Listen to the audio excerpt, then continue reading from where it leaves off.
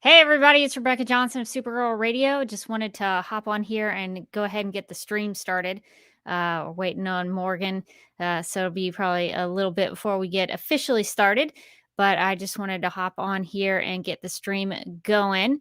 So if you have any questions, comments, concerns for me while I'm vamping, feel free to drop them in the comments in the live chat in the comment section of the live chat. Feel free to ask any questions. I'm curious, how's everybody doing? How's the week going? How are you feeling about the end of a Supergirl so far? Because we are in the home stretch, so we'll have a lot of sort of post finale things coming up. Still working out the post TV show life and figuring out what that looks like for Supergirl Radio. But we'll probably be doing our usual end of season retrospective. So we'll probably have a season 6 retrospective and possibly a series retrospective. Might come up with a catchy name for that episode. Let us know if you have any ideas for what that episode of Supergirl Radio should be called. A look back on the show. I don't know, something better than that. That's dumb.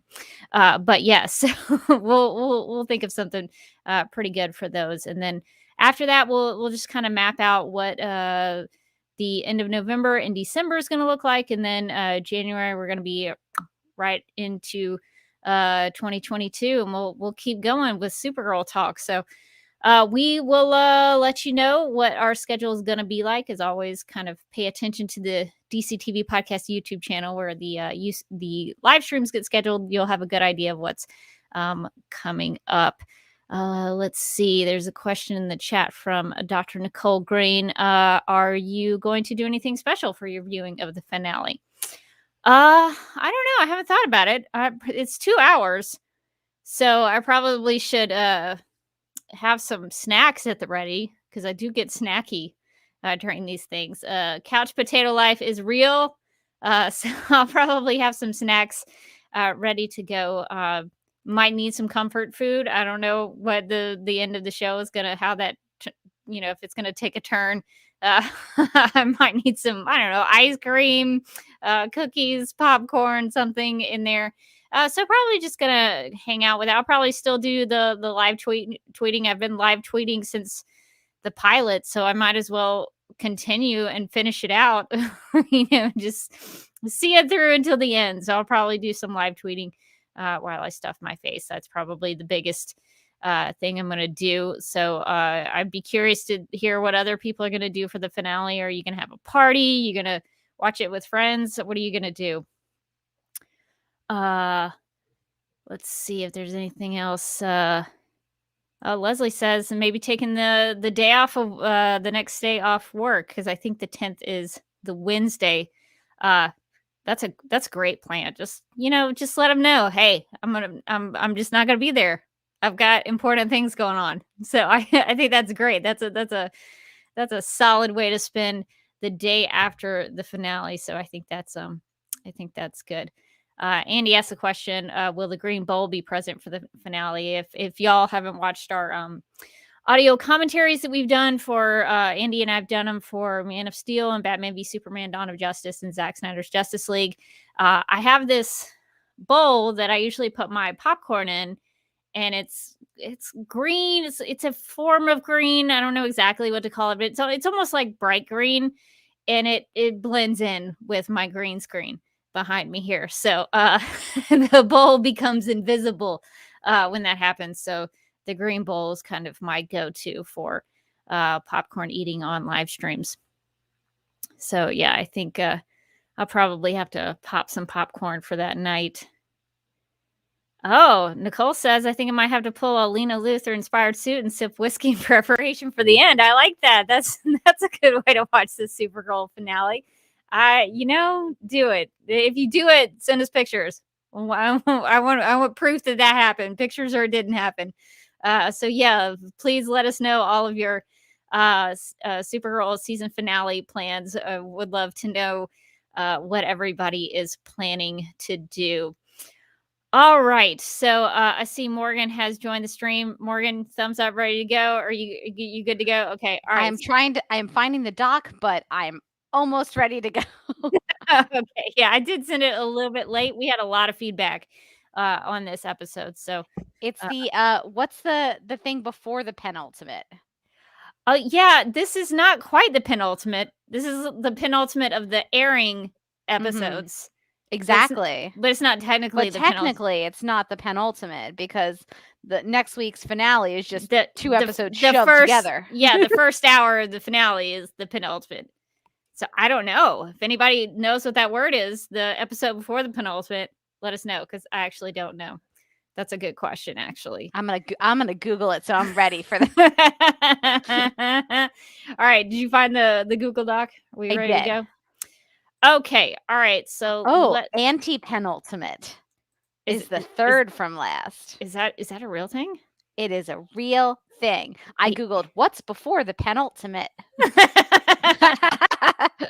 The anti-penultimate. It's like ANTE. So not anti, not like against. It's something. not like it's you know I'm against the penultimate. The age-old battle, the penultimate versus the anti-penultimate.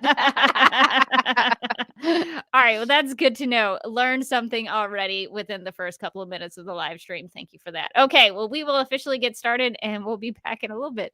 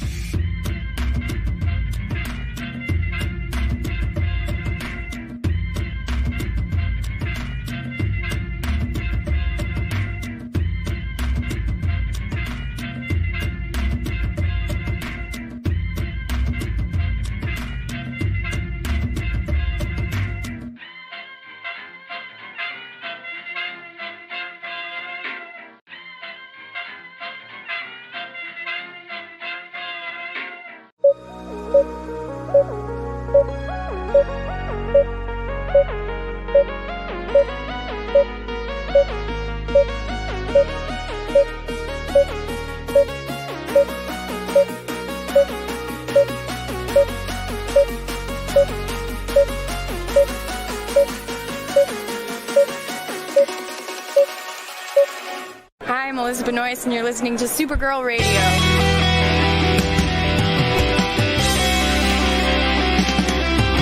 I think the CW are just trying to win the time slot war with Supergirl Radio. Supergirl Radio is going live every night of the week. How do you like it? Is becoming a human burrito a plus or a minus? I don't know. It does seem snug. I mean, they say you are what you eat. Oh no.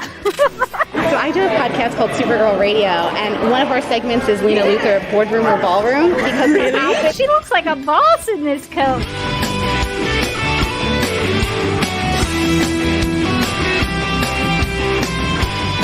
Is Nasty Luthor like a different Luthor? It's not just Lena being mean? No. Helen Slater here. It's so fun to know that you're hosting a podcast called Supergirl Radio.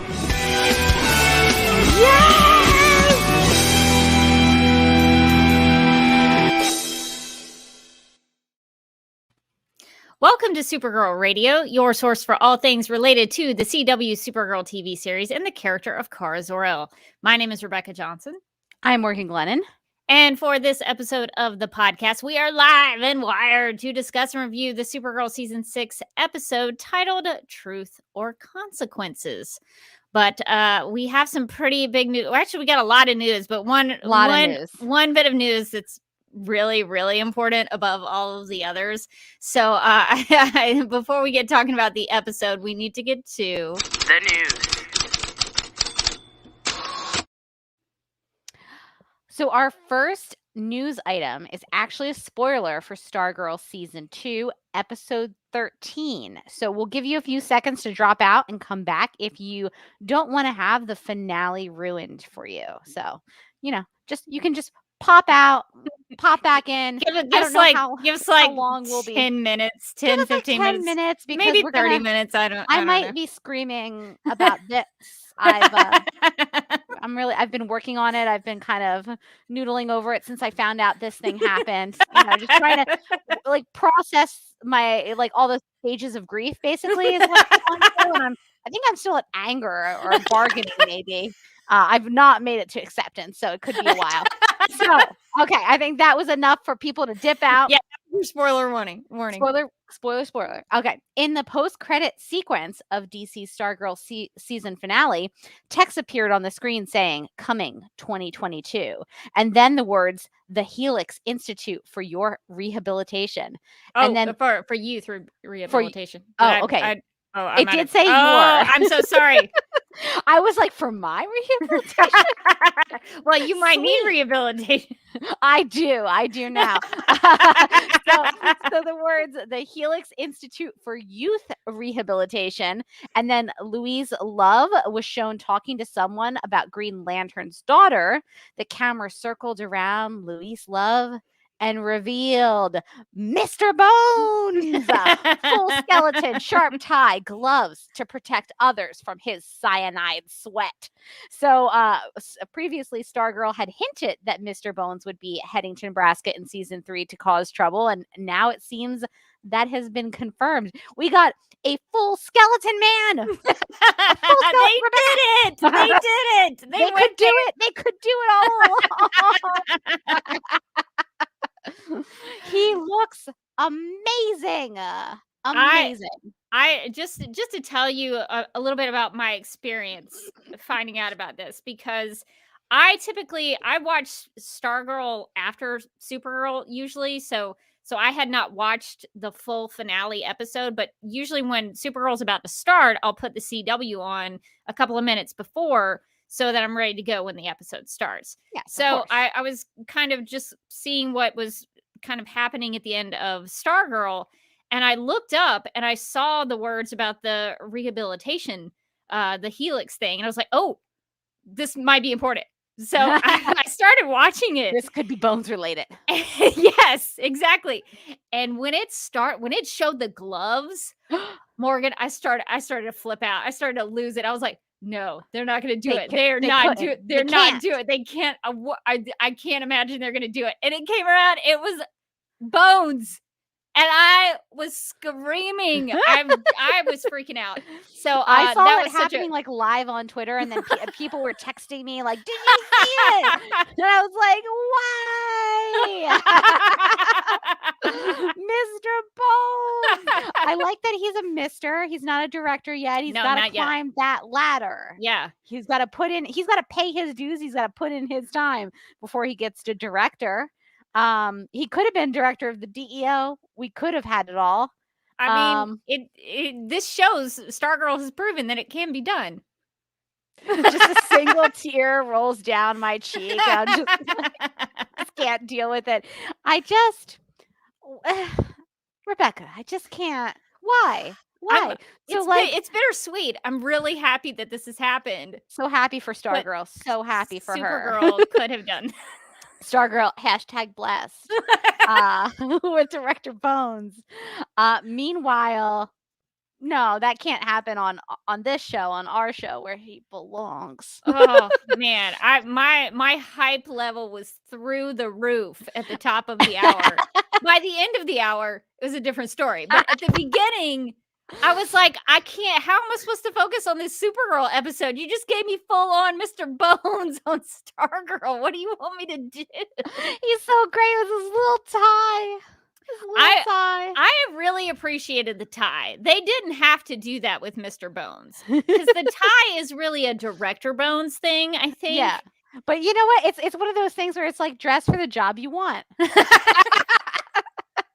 Don't dress for the job you have. And Mr. Bones, he understands that. He knows that director is in his future someday. He's putting those newspaper clippings of a photo of himself on the wall, staring at it, going, you know what? You're worth it. He's gonna look back at this time when he was associated with Helix, and he's gonna be like, you know what? Those were my glory days. I'm glad I looked good in my for life. I'm glad I showed up correct every day. And Stargirl did it up. I mean, they did the gloves, and Mr. Bones, if you don't know, Mr. Bones wears gloves because he has the power of cyanide sweat. So if he touches someone, he will kill them. Do you remember when we looked that up and we found out about cyanide sweat? It was a big day for us to find out. Big day for us. It's a little heartbreaking that we've wanted him for so long, and Stargirl gets him, and like, good for Stargirl, good for her. Blessed. And then Superman and Lois got Leslie Lar. They got Leslie Lar. And now they're getting another character we'll talk about in the news section. But not again. Oh yeah, I know who you're talking about. But yes, exactly. It's like, I don't understand why we couldn't have the nice things. Yeah, it's so frustrating. We get more Lex though. Yeah. Well, the thing about him appearing on Stargirl is that it does show it wasn't because they were like, oh no, we can't do that CGI. It's not possible. We can't do it. Yeah, you can. They're showing that you can do it. And actually, I was just gonna show this. Zoic Studios, who does the visual effects for Stargirl, posted a video, like a demo reel of some of their effect shots on Stargirl, and one of them was of Director Bones. So the actor Keith David is playing actually not Director Bones, just Mr. Bones. I keep calling him Director Bones because that's what I mostly keep giving know him a promotion. We keep giving him too much credit. But Keith David is playing Mr. Bones, and he has such a great voice. What a great casting decision for Mr. Bones. Great casting, great Mr. Bones. So it does show that Keith David is an actor in the costume, wearing the tie, looking good. But the only thing that they are CGIing is the head, of course, for the skull face. So I thought that was a really neat look behind the curtain to see what they were doing and how they accomplished that. So it can be done.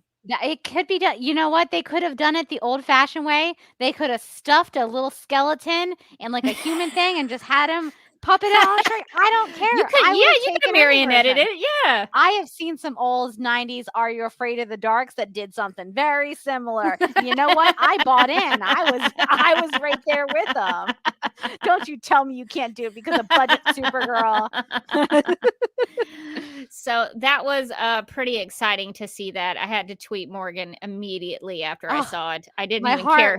My heart soared and then was broken at the same time. What a bittersweet time for us at Supergirl Radio. So we also had a listener who sent us an email about it. Rosalia sent us an email writing, quote, Mr. Bones made an appearance in Stargirl and is evidently going to be a central character in the next season. I'm very sorry it didn't happen in Supergirl.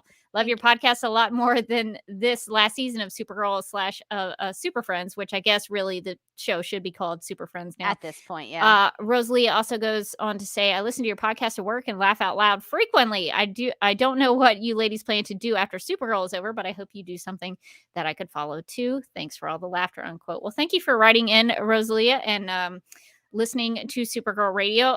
We will continue to do podcast episodes on Supergirl. And we might have to do a character spotlight on Mr. Bones. And I don't know if this is going to become, Stargirl Radio. But there is one. But I mean, what if we just became Mr. Bones Radio? We're just sort of following like the emotional arc of Mr. Bones. Just what's he up to in the episodes? How does he feel? That's true. We don't have to cover the entire episode. Just the Mr. Bones, just the Bones appearance. We could just have like Bones Corner. We'll have to come up with a really good segment name for the. Hey, is that Baker? what do you think about Mr. Bones showing up? Did you like him? He's like, yes, big fan. Gotta go work out my feelings about it. Early appearance for Beaker. He doesn't normally I show up this know. early. He doesn't usually like pop up this early. Usually as we're wrapping up, like we're winding down. He's like, now is my time. But he's like, he wanted to get in early and talk about Mr. Bones. He's got other things to do, so he got in early. Got it out of the way. Exactly. He's got a packed night. So yeah, we'll probably do some Bones episodes here and there before Stargirl season 3 starts, and there will be more Mr. Bones content to follow, and also maybe also some Supergirl content. Probably some Supergirl content. Yes, we might rebrand as Mr. Bones Radio. Anything could happen. I did find it delightful though, because I was looking through Twitter and a lot of people were like, who is this guy? What is this character? And people are discovering Mr. Bones for the first time. What an exciting time for them. To go back and discover Director Bones for the first time again. So I'm glad that Stargirl is introducing a whole new section of fans to Mr. Bones, because he is such a great character. Very exciting. So if you ducked out because of the Stargirl conversation, you can come on back in, because now we're going to be talking about another show stealing Supergirl cast members, or should be cast members. So I guess this is your Superman and Lois spoiler this alert. Is my Superman. Yeah, exactly. Superman and Lois, my mortal enemy. According to the Hollywood Reporter, Jenna Dewan will reprise her role as Lucy Lane on the upcoming second season of Superman and Lois. The actress, who will be credited as a recurring player, first appeared as the sister to Lois Lane on Supergirl during a 13-episode season 1 run of the CBS turned CW drama. So she was in season 1. We don't often reference season 1 or talk about it or speak its name, really. So she hasn't been mentioned in quite a long time. She's part of that forgotten of Supergirl. Yeah. They forgot her pretty fast, pretty immediately. A lot like Maxwell Lord, or remember there was like the Omega Hedron was coming in, and then no, it wasn't. Yeah. A lot of things from season 1 never made it back. But she's coming back. She did it. She got from off Screensville back on screen. So good for her. Good for her. I wish Superman and Lois. I wish that had happened on Supergirl, because there's a whole storyline in the comics where Lucy Lane becomes Superwoman, and she is an antagonist for Supergirl during the Sterling Gates run. And that would have been really cool to see. We wouldn't want that. We wouldn't want that, Rebecca. That could be a story about Supergirl. That could be a story and a storyline for Supergirl. No, can't have that. No, that's too much Supergirl, the Mm-mm. Supergirl TV show. No, we wouldn't want to like wear people out on Supergirl. So yeah, it's kind of a bummer she never came back to Supergirl, because it's not like there were no ways for her to come back. There were plenty of options for her to return, and clearly she was willing to come back to the show. Supergirl, Superman and Lois got her, and she doesn't seem to mind traveling to Vancouver, so I don't think that was the problem. But yeah, so she will be appearing on Superman and Lois, and I'm actually kind of excited to see what they do with her, because it could be really interesting to see Lucy and Lois on screen together, because their dynamic could be very interesting, especially because Superman and Lois has Lois, Lucy, and General Sam Lane. So the entire whole family. Yeah, except for their mother. It's mostly the entire Lane family. So that's pretty cool. So exciting news for Superman and Lois season 2. All of the great news is happening for other shows. A lot of good news. A lot of good news. Good for you guys. Good for you. I'm so mad. I'm just over here stewing. Well, I guess there was some good news for Supergirl. This year's Saturn Award, the Saturn Awards were handed out on October 26th, and John Cryer won in the category of Best Guest Star in Television for his performance as Lex Luthor on Supergirl. So congratulations to John Cryer. even if he does maybe hang around and wear out his welcome on the show, he is really good in the role. So I will give him that. So congrats. Much deserved, because he is John great in that Carter. role. I think if it was somebody else who was Lex Luthor, I would be way more annoyed whenever he shows up. And I'd be like, oh no, not this again. Now I'm just kind of like, oh, this again. Okay. He tries to win you over every time he reappears, I think. Like, oh, so you're so good at being Lex Luthor. I once doubted Ducky Lex Luthor. I do not anymore. Not anymore. He's great. Very, very award winning. Yeah, so it's good to see that. At least Supergirl's, even at the end of the show, still winning awards. That's nice. Okay, so Melissa Benoist sat down with Entertainment Weekly to talk about the end of Supergirl and how working on the show has impacted her life and where she goes from here. It's a lengthy read, so we're not going to go over all of it here on the podcast, but we do have a couple of excerpts. So Melissa says, I had to learn how to walk as a superhero because I was certainly not carrying that strength physically because I didn't believe that I was that strong at that point in time in my life, says Melissa Benoist. And that's she's referencing her domestic abuse issues that were going on at the time. And yeah, in the beginning of the show. She says, the more experience I had on the show and the more experience I had in my personal life, that sort of informed my growing more into being comfortable with conveying things like that, like strength and fearlessness and courage and bravery. She continues, I love how it feels to me like the story I was telling was how those two women found each other and become one person, and how one woman figured out how to marry every part of herself and be proud of who she was in every aspect. Because I feel like every woman has a million women inside of them. So I'm really proud of the story that I feel like I was telling as Kara and as Supergirl, where it was a discovery of herself as one whole person. And I found that really empowering, and it was a journey that really resonated with me. And I feel like I also went through simultaneously while working on the show. They said the show's sixth and final season pits Supergirl and her super friends against Nixley, a vengeful fifth dimensional imp who is desperately searching for 7 magical totems that, when combined, will give her ultimate power. Without giving away too much, Benoist assures us that the arc will tie back into Kara's series-long journey. Oh, that's good to know. That's a twist for me. So Melissa Benoist says, I would say the end goal is to really come to terms with her powers and who she is as an alien on the planet, and then who she is as a human, and finding a way to embrace both of them at once, says Benoist, who believes this was the right time to say farewell to Kara. I don't know if I was ready to say goodbye to the characters, which I think is healthy. You always want to be sad and miss something, and I'm so glad I didn't have that. Oh my gosh, I'm so ready.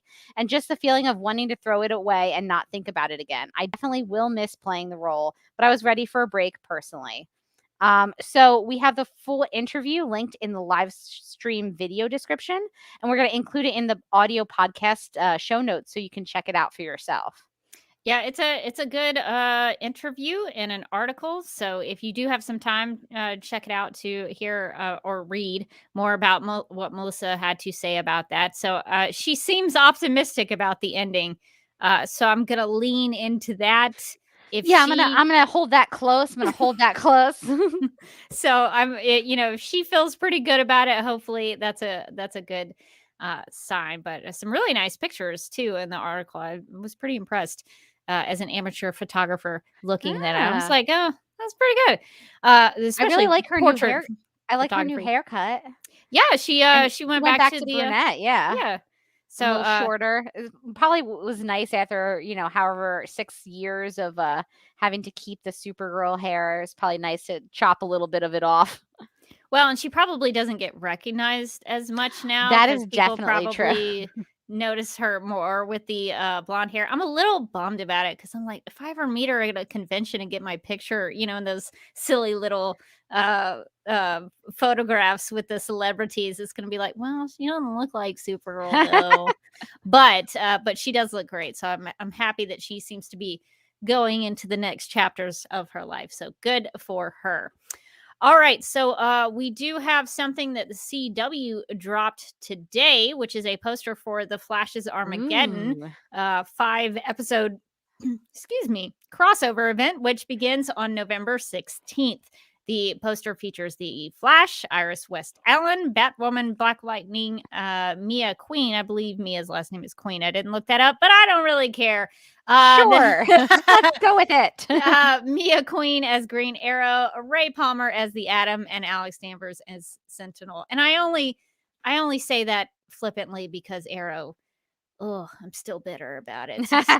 Arrow. Still bitter about what they did to Laurel Lance in season 4, which was a long time ago, but I haven't gotten over it.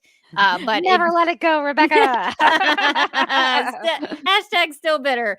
But yeah, so we did get a poster for that 5-episode crossover event today. So things are starting to come out, and it's good to see that Alex is starting to show up in some of these promotional materials because she wasn't really in the trailers. So it's nice to see that they're like, oh yeah, she's in this. So Alex is here. We'll have to see what she's up to in this crossover. It's a 5-episode crossover. It's the Flash? Is it other shows, or is it all just happening on the Flash? I don't know specifically. I don't think they've released a schedule yet, but I assume that maybe like an episode of Batwoman. Is there going to be? It says like a 5-episode event, but that's not very clear to me. Maybe it's 5 episodes of The Flash. Is it going to be 5? Like a lot of Flash. That's like a lot of Flash. Over a month of The Flash is just going to be this crossover. I don't know. Does anybody? The case. Okay, yeah, so it's just on the Flash. Yeah, and Andy from the Flash podcast, who would probably know, would know. Yeah. It says it's just on the Flash, the first 5 episodes of season 8. So wow, that's a real commitment to this, the crossover. Yeah, like, losing a lot of your story real estate to that, but good for the Flash. They're trying something new. So good for that. I'm excited to see not just Alex, but also Ray from Arrow, but also where I know him more dearly from Legends of Tomorrow, because he hasn't been on the show for a while. And I miss him. He popped up in the 100th episode, and I was like, can we have Ray back, please? So, I mean, the Flash gets out. It's I'm getting all the things I want, but on the wrong television But shows. on other shows. On other shows. So the Flash gets Ray, not Legends. Stargirl gets Mr. Bones, not Supergirl. Superman and Lois gets Lucy and Leslie Lar. We're just Lois. We're just over here just asking for scraps is what we're doing. But yeah, so Andy also says it's not really a crossover technically, it's a Flash event according to the showrunner. But will include players from other shows. So I guess that's the better way to look at it. So all right. So I think, is that all of our news for this week? Yes, that is our last news item for this week. So let's get into this week's episode of Supergirl in the anti. What was it? The anti. What was it again? The episode before the penultimate. The anti-penultimate. So this is the anti-penultimate episode. Prior to the penultimate that is next week. So we are going to be talking about Truth or Consequences is the episode title, and here is the official description. Quote, Supergirl is determined to keep everyone safe from Lex and Nixley, so she doubles down on patrol, especially as Alex and Kelly's bachelorette party is coming up. Alex is torn between duty and finally allowing herself the time to enjoy her new family. Brainy receives heartbreaking news, and William clashes with Andrea over her recent coverage of Lex, unquote. So this episode ended with a pretty big moment. I don't know that it was completely surprising, at least not to me, really. But it was a big moment for the storyline and the characters. So Morgan, I suppose we should just work our way, from the end. Sure, yeah. Just go backwards. So what did you think about the death of our favorite baker on the show, William Day? He's making a victorious tart in the sky now. May we never forget his cinnamon rolls and his muffins and all of his various baked goods, what they had decided to sub in for a personality for him this season, which was somehow still better than what they did last season with him. So I didn't know that someone was supposed to die this season, but I unfortunately did get spoiled that this was happening because I didn't get to watch it until today, and Twitter told me what was up, and so I was like, Twitter will spoil things for you. they killed William? Okay.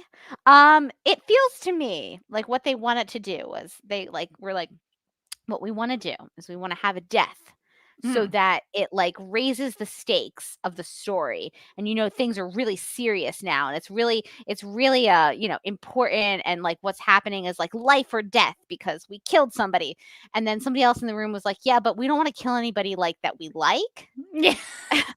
And then R.I.P. William. They couldn't really choose anybody that would have a more meaningful like an effect on the show. The problem with William is that like he's a nice character. He's a good guy. He's got a good heart. Loves baking. He's a great baker. That girlfriend in Canada is so sad right now. So sad. Mary is heartbroken. But I don't know that this is the way to do it. It reminded me of, and I haven't watched this movie in forever, but the first Avengers movie when they killed off Coulson so that they would rally all of the Avengers together, and the team would come together and fight the bad guy. I can't even remember who was it. Loki? Was Loki the big bad? And it was Loki. I can't remember. But that's what it feels like. And of course the Avengers later, like I was about to say, it didn't matter because SHIELD came and Coulson resurrected. He's back. So who cares? It's cool. But I hate to say this because it's gonna sound harsh, and I'm sorry for all the William diehards out there listening, and know that you're very sad, and I understand. If you exist. But like Coulson somehow, even in like a 2-hour movie, was a more affecting death for me than this one with William, who's been in the show for 2 seasons. And I was like, oh, wow, they really killed him. And that was kind of my reaction. It was like, oh, all right. I guess that's why we've been getting so much William lately, is because they were trying to like build his character up, to give him really an make arc, you care about him, to really make you the characters care about him, to really break your heart when he dies. Because if they had killed him, say last season, the collective shrug of everyone would have been. Well, here's the thing about that. Do you remember that in the season 5 finale, Miss Tessmacher shoots him? Oh, poor William. So my question is, did they always intend for William to be shot to death? And like, because of the COVID stuff, they just couldn't follow through with it last season. And they were like, oh, well, we got to try again. I mean, this is my God. I'm almost glad for the actor if that's the case, because like at least he got stuff to do this season. He got more screen time. Because last season they brought him on like he was going to be this big character, and then they forgot about him for half of the season, and then they were like, oh no, we forgot about William, and then they brought him back to be a love interest for Kara, but like it was too little too late at that point. Like nobody was caring or buying it.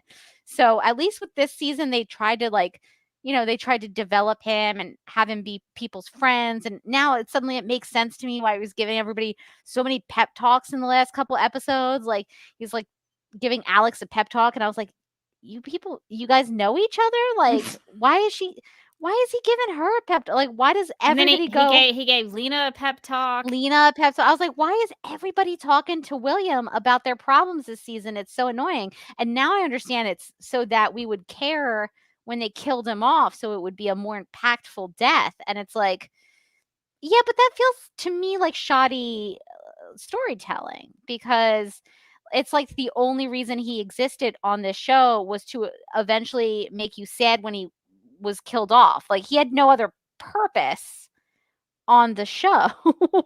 Yeah, and it's strange to me that they never allowed him to find out, because this episode was all about truth, and I have some things to say about the idea of truth in here. But if I was writing it, and I know I always say this, who cares? I'm not a great writer, but I would have had William find out the truth about Supergirl, because he and Kara went on a date. Like they were friends, they were coworkers, and he never found out that she was Supergirl.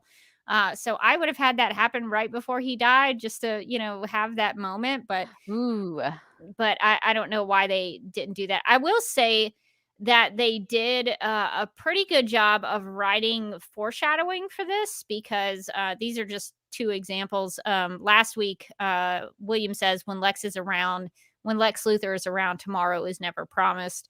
And then in this week's episode, Lex Luthor says, William Day, sounds like your time is up, which I thought was a pretty good line after the kitchen timer goes off. So I think they did a good job of setting it up. Like, I could see it coming because of the dialogue that they were dropping in there. So I wasn't really shocked by it, but I'm just kind of like, they shot him last year. It just, so much of this season feels like a retread of things that happened last season, and especially when we talk about the brainy stuff.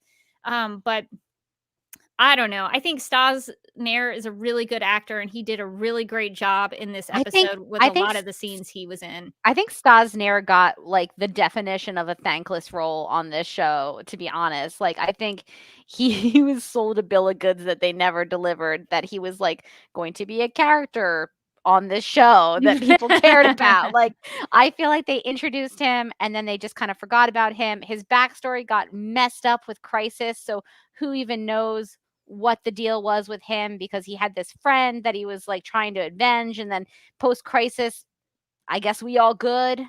Yeah, they never even mentioned like Rip Roar, his buddy Russell, who had dated Andrea. Like, that didn't come up in this episode. Like, you would think that you would sort of bring it back around to their relationship and all of that, but they didn't mention that at all. Which I felt like his character was really just like a missed opportunity to do something with, and they never. And this happens on Supergirl a lot. Like, a lot of times they will get a character that they don't really know what to do with. Sometimes forever, sometimes for just a little while.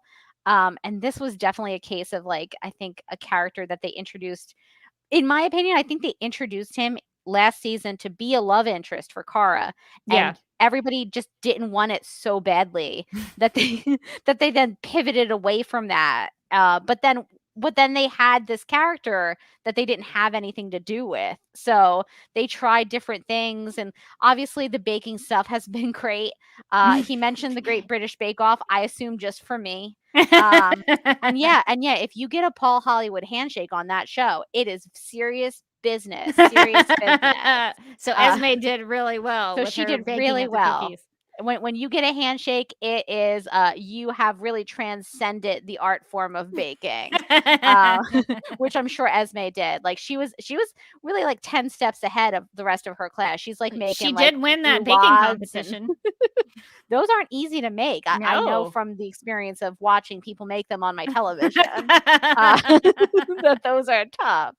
So it's funny. It's like the baking became his personality this season because they had nothing else for him, which is like why I leaned into that joke so hard. But it's like, literally, like, what else? He was a reporter and he liked to bake, and those are the two things that they have established about him in season 6, and like that's the only two things. Also, he's good at giving out advice, because they needed him to talk to like every cast member so that they'd all be equally sad when he died. Like, I don't know, there's something almost cynical, I think, about the way that they went about it. It's like the definition of a sacrificial character, where he didn't exist to like be a member of the story or be a part of the team or anything like that. He basically existed to like get to know everyone just enough so that everyone would be sad when he died, and then they could take us into like the final 2 episodes. And yeah, he was the only expendable character. Even with Andrea, she's the head of Catco. She has a purpose in there. So William was expendable. There are other Catco reporters, not the lead of the show. But there are other ones in the organization. So yeah, it's wild to think at the very beginning of the season, William was watching, like, his only scene in one episode was just him continually watching TV, like watching Lex Luthor's trial. Like, that's all he did for one episode. And now he's like the big pivotal point in the season. I with know. his big death. And you could tell, because like as we were going towards this episode, suddenly William was like in more and more episodes, like talking to more and more people. Like, you're like, why is Lena talking to William about this? And now you're like, oh, because we need her to be sad too when he dies. Or like, why is he talking to her? Why is he talking to them? Like, it was all in the service of having everybody rally together to avenge William after he's dead. And it just feels like you couldn't have just like, I don't know, given him some stuff to do on the show and like made us care about him as a person. It's like I have to I have to care about this by seeing the characters care about this, because honestly, I mean, it's a bummer for him, definitely. He seemed like a great baker and a good friend, but I don't really care. Like, I never really invested in that character because the show didn't either. And so now that he's dead, I'm like, well, yeah, it's really gonna bum out the Super Friends, I guess. Well, I liked William okay as a character, and I do think he was a character who did the right thing, and he was very noble in the things that he pursued. Um, I think his best scene was probably with little Esme. I thought they were really Yes. cute when they were baking, and he was giving her advice on how to make the perfect chocolate, and uh, we learned more about his past and where he was from and some of his family. So I thought that was really well done on the part of the young actress Mila and Stasner. They were really cute on screen together. So I thought that was a good thing out of that, which I think is it's a forced death, unfortunately, because he is the only really expendable character. So who else were they going to kill? They couldn't take a big swing and kill somebody that would be like a No. shocking thing. But There was really no one for them to kill who like wasn't William, basically. Like William was the lowest stakes option if they wanted a death. And like I had that kind of reaction of after the episode ended of being like, oh man, that was kind of lazy. Like that was, we're gonna take the least risky death that we can possibly do. But now it's dramatic, and now the stakes are life and death. And I think Emma in the chat actually has a good point. She says, honestly, if they'd killed him off earlier, it might have made Kara's whole Nixley is the worst villain we've ever faced make sense, since it would give something resembling stakes. And I think that's that's a really good point. a good point. Like, I don't think that it wouldn't have emotionally hit as much if they'd killed him off earlier, because again, even though he'd been on the show for 2 seasons, he was kind of just there. So they had to like spend episodes and episodes making him important, having important ideas about journalism and giving everybody pep talks because he's like apparently like Dear Abby on that show. And but yeah, I think if they had killed him off earlier, then maybe some of Kara's rasher decisions would make more sense. And also, if Nixley had been the one to kill him, that would have been good Yes. for that.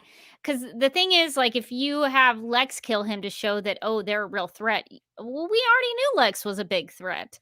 Yeah. So we didn't really need that per se, but I think it would have been more impactful to the season. I know why they had Lex kill him, because Lex was super mad about, and let me find the screenshot. He was really mad about that Catco magazine article about his love poems that got published. So he was just taking revenge on that getting put out there, because I guess he wasn't really that proud of what he wrote. He maybe could have been better with his words. So I understand that's why he was the one to kill William, but I think it would have been more important to the season and to Supergirl being really more inspired to go after Nixley if Nixley had been the one to kill him. But yeah, I mean, we keep hearing about how like Nixley is this great threat, but even in this instance, it's Lex who did the killing. So I don't know what I'm supposed to take from that. Like, it feels like they don't really trust the villain of the season to be bad enough, so they have to like pair her with Lex, and they have to like make Lex be the big bad again, and Lex is the one who kills someone. It's like, all right, it's as usual for the last couple of seasons. It all comes back to Lex Luthor, which I mean, at this point, I guess I have to accept. I just have to go with it. We can't change it. There is nothing we can do at this point. But what I liked about the William parts of the episode were really the exploration of truth. A lot of times on this show, there's a word of the day. Power has been said a lot in this season. But I think they did a fairly good job of emphasizing the idea of truth without saying it 1,000 times during the episode. So I liked the way that they went about that with different characters. William Day sticks up for the truth to Andrea. He says, I became a journalist to tell real stories, to report the truth. Andrea distorted the truth for her own personal gain. The journals and the poem were actually true. What they published was really true, but the article was a lie in terms of William's name being attached to it.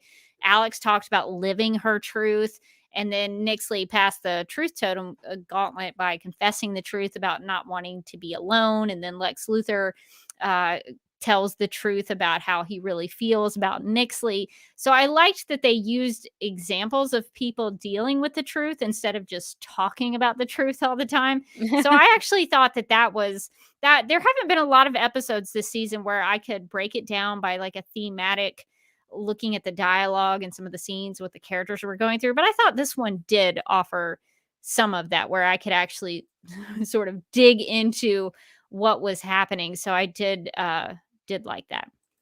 Yeah, I thought that was good how they kind of like pulled the truth theme throughout this episode, and they had, the journalistic side of it, but also the, the romance with the, what is it, Lexley or Yes, Derek and Dana from Channel 2's On the Air with Derek and Dana. Derek coins the shipper slash couple name Lexley. I don't know how you feel about that. Should it be Lexley? I mean, I think it's the better option of the shipper names where you squish the name together. Yeah, you can't really do like Nixlex. Yeah, that's no fun. I guess Lexley is the best option. Lexley's the best option, but yeah. So I mean, I did like the way that they sort of tied that through in the episode with the truth totem, and that we're still doing the totem thing, but at least I think it was like used appropriately. Yeah, so I did like the way that they actually explored the truth aspects of this episode. So one of the things that I was kind of wrestling over was the fact that the Super Friends, they all go out to party and celebrate Kelly and Alex getting engaged, which is great. They should be celebrating that. But they leave William alone with Esme in the tower by themselves. They kind of don't really give him instructions on like, here's some armor you can wear, here's some weapons just in case something happens. Didn't they give him I was watching with Mike, and Mike was like, doesn't he have like a signal watch like everybody else does to like alert Supergirl that there's trouble? It's like, no. And at one point when he goes to like grab the phone, I was like, oh good, he's gonna like call somebody so that they know, just call Alex and like have it on in the background or something. He knows who the rest of the Super Friends are, just not Kara. And then Supergirl could come right over. But that's not the way that went. And I was like, it just feels like so many things have to have gone wrong for William to get killed. Like so many wrong decisions of these like Super Friends who have an impenetrable bunker that immediately gets penetrated, and because as we all know, Lex Luthor is 25 steps ahead of everybody, which was surprising the first time they did it, but is less surprising the third time they do it. The third time. Oh my gosh. It's wild when you say it out loud. When he explained his evil plan, I was like, you know what? I'm just going to assume you had one. You don't even have to tell me. Cool. Whatever, dude. And that plan went back, episodes before, and you've foreseen all of this. Almost like, I don't know, season 4 and 5. You had a master plan that's just playing itself out now all along. It's like I liked Nixley as a villain, and now to add the Lex aspects to it, it just gives me deja vu. But it's like the Super Friends really gave William nothing.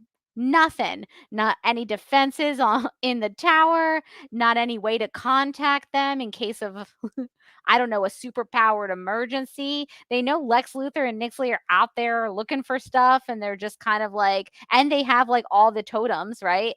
And we don't know that Lex and Nixley don't know that they're not in the tower. Right. Well, the Super Friends do take some precautions. Jean talks about how the tower is auto scanning for Nixley and Lex, but even if it's just auto scanning, is it doing anything reactionary about it? And then Jean also says he's keeping a psychic overview of everything. But not a very good one, apparently. So is this really on Jean? Are all the characters going to have some level of guilt? And also, should they? I was actually really mad. Like, I'm not a huge William Day fan, but I was mad at the Super Friends for letting this happen, because they could have done things to help him, and they just left him there by himself with nothing but a kitchen knife. Yeah, I know. I just kept on going, like, it feels like they had to jump through so many hoops to get to the point where, like, William was getting killed. Like,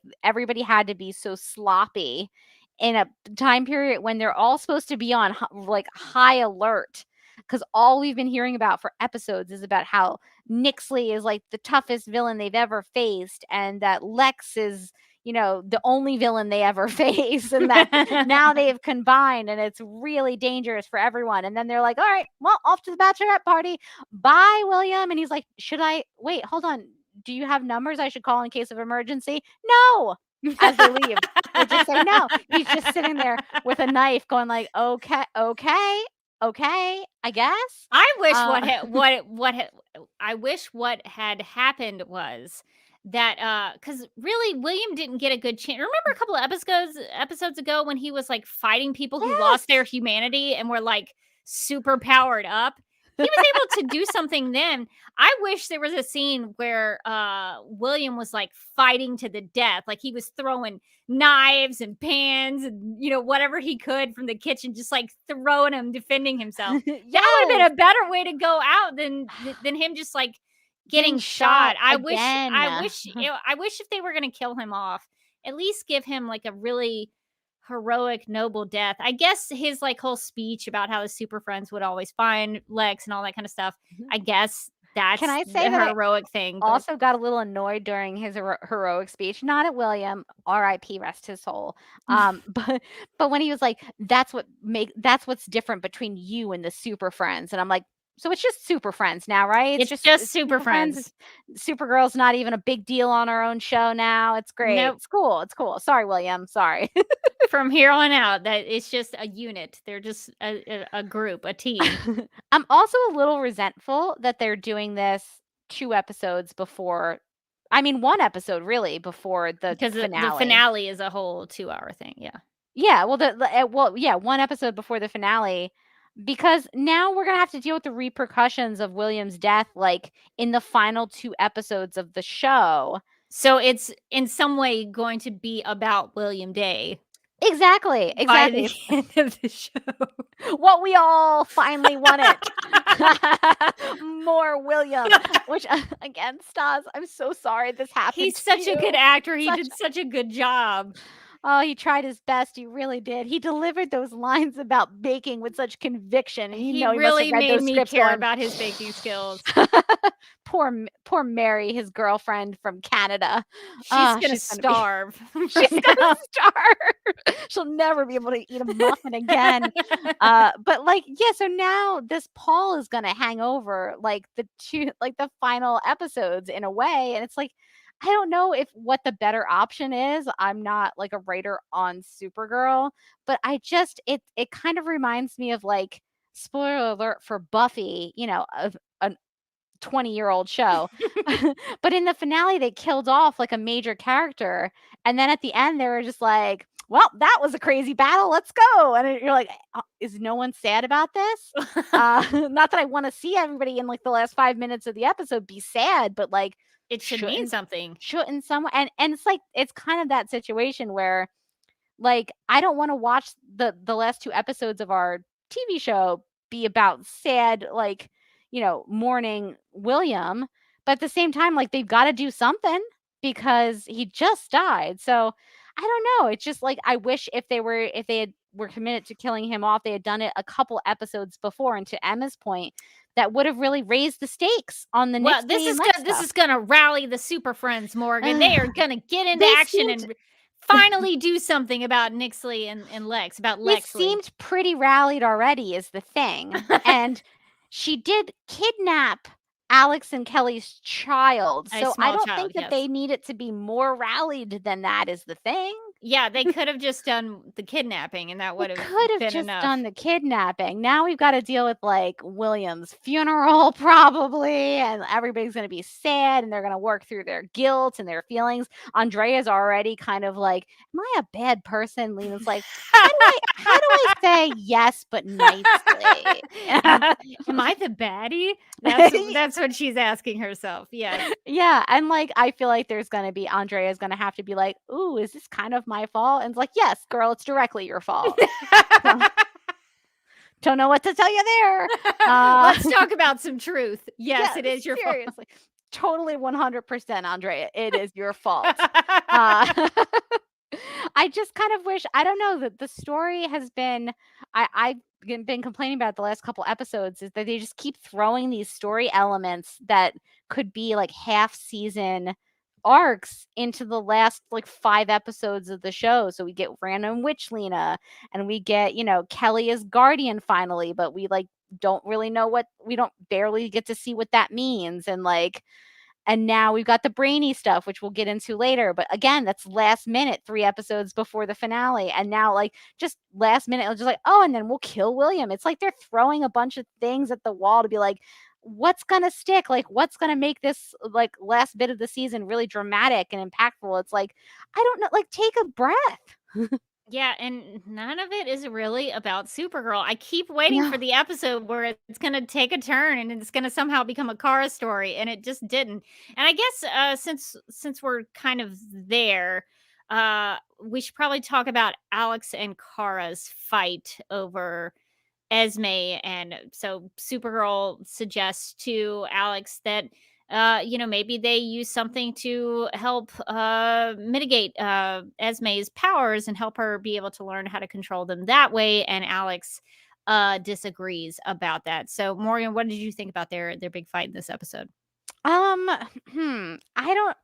liked some of their fights before because it's like adds a little drama and like realism to their relationship. And I don't it's a tough one because I didn't like watching it, honestly. And like sometimes I do like watching it when it's something about like their relationship or them, kind of diving into maybe a little resentments that they've had over the years and stuff like that, and that coming out. But this one just seemed like Alex's reaction seemed so over the top negative based on like what Kara was telling. And I know people can be kind of intense when you give them parenting advice, especially if you're not a parent and you're like, "Hey, have you thought of this?" And they're like, "Get out of my face." So and she was stressed about Esme. So I do understand why she kind of snapped at Kara, but it didn't mean that I had to like watching it really. And so yeah, it wasn't, sometimes when they get in fights, I'm like, ooh, this is juicy. And like, we're really getting into the sister dynamic. And in this one, I was just a little bit like, ooh, this is awkward to watch. And like, I don't really think that she was hearing Kara out, that like Kara was like, this is my actual lived experience as a person who is like your daughter. Lived experiences were super important in Blind Spots. That's true. I was told lived experiences were very important, and only people with lived experiences should be able to talk about it. And now, lived experience doesn't mean anything. Yes, I was a little mad about that because Kara is coming from it from a perspective of, this is my actual lived experience. Yeah, I am like your daughter, and this was the thing that was helpful for me. And Alex just doesn't want to hear it at all. And like at the end of the episode, we kind of understand why, because she doesn't want Esme to feel different, because she felt different when she was younger. But it is kind of a different experience that they're both talking about. And like Kara is coming at it from like when she has that conversation with John, I thought was really good, where she was like, for the longest time, like I couldn't have friends, like I couldn't relax. But is that true though? Oh, it's definitely not. Because so from what I understand, from what I remember, from what the Arrowverse wiki tells me, Kara came to Earth when she was 13. She came out of the pod. Hey everybody, hey Earth people, I'm here. And then within about 4 years, I would guess, she meets Kenny Lee, she's boyfriend, girlfriend with him for a couple of years. She seemed really happy. She told him That's she true. loved him. I will say though, I think when you're younger, like a year feels like an eternity. Like when you're Maybe, like yeah. I'm 11 and a half, and because that half really means a lot to you. Whereas like when you get old, you're like, oh my God, how old am I? But so I can see her like, saying when I first got here, it was so long since until I could relax, and like so long could have been like 2 years or something. But that, to a 12-year-old is a long, long time. Yeah, I wish they had specified that, because I was like, but you just showed us young Kara at the beginning of this season. We saw how happy she was. So I was confused about that whole thing. Yeah, and Electra WWF in the chat makes a good point, which is like that Alex said, well, it's not dangerous to be an alien anymore, and that's why we're doing it differently with Esme than with you. It was done with you. But like 2 seasons ago was all about like this anti-alien sentiment with the Children of Liberty. And so is it not dangerous to be an alien anymore? Is it like a different world? They solved bigotry. I forgot that they had solved. It doesn't exist in the Supergirl universe anymore. That's true. They took care of that in season 4. So it's done. Done. Problem solved. Problem solved. Bigotry over. Yeah, it just didn't. That fight just didn't. I don't know. It didn't hit. It didn't hit for me, and I'm not like opposed to the sisters fighting either. Like historically. Well, to me, I think why I didn't like it, because it was uncomfortable for me to watch. Like it was like, ooh. And I think part of it was because we haven't really seen them interact very much this season. And I think if we had gotten a lot of fun, good Danvers sisters moments, this would have been more impactful for me to see, like, oh, they have a conflict. But they haven't really had any reaction much at all. And so for them to fight this close to the end, and to have Alex not paying any attention to Kara was honestly pretty upsetting to watch. And it just seems like Supergirl cannot win. She can't she can't catch a break. She can't Everyone's catch a break. Just yelling at her constantly. Lecturing her, yelling at her. Bad things are constantly happening to her. She failed at being an aunt like the first time she met Esme, and it was just, ugh. I just hate seeing her lose all the time. So it was not fun. I guess they kind of made up there at the end, and they both apologized to each other. But one of the things that I did like about Supergirl's talk with Jean is the one piece of dialogue where she says, "I just want Esme to be safe." And so what I would do if I was the writer is, if you're going to say that, I want Supergirl to be the one to save Esme. I mean, is that a lot to ask for? If Supergirl that would be great. Saves her? Like, I think all the Super Friends can like help out. They can give an assist. But I want Supergirl to be able to save her. And if that doesn't happen, I'm already setting myself up for a fall and disappointment. But if you're going to say something, have her say that. I just think she's earned that to be able to save Esme. And I think that would mean a lot to Alex if that was the case, if Supergirl came to her rescue. So I don't know if that's going to happen, but that's how I would do it. Not that it matters. Especially since I feel like I haven't seen Supergirl win a fight in like a whole season at this point. She got kicked around this week. Yeah. Getting messed around with 31st century technology, and getting her suit all messed up. So yeah, she keeps getting hit pretty hard. And I feel like it would be one thing if we were supposed to be, I don't know what we're supposed to be taking out of like Supergirl messing things up or making these decisions that we find like questionable. Like if this was part of an arc for her, I think I would be on board. Like I think I might be like, oh, this is interesting to explore, Supergirl messing things up. But I don't get the impression that this is, I don't know what what the show wants me to think. Like, does the show want me to think that she's right? Does the show want me to think that she's wrong? Like, I don't know, because in some episodes they'll have her decide to do something, not decide to do it, and then do it like a scene later. And so I'm not really sure if I'm supposed to be seeing this like as a pattern of behavior, or if she's supposed to be doing the right thing. Yeah, I don't know. I know there's a lot of speculation that Supergirl may go off to the future with the Legion of Superheroes, and I think that's a pretty good speculation. I would not be opposed to that ending, but let's say that that is the end point, then that would sort of make sense as to why she quits her job at Catco, why she's not handling things very well. Maybe she's like, ugh, I can't do this. I'm not helpful to anybody here. And so then she goes to the future with the Legion to try to see if she can help somebody somewhere else. That would make sense to me if that's the way they were going.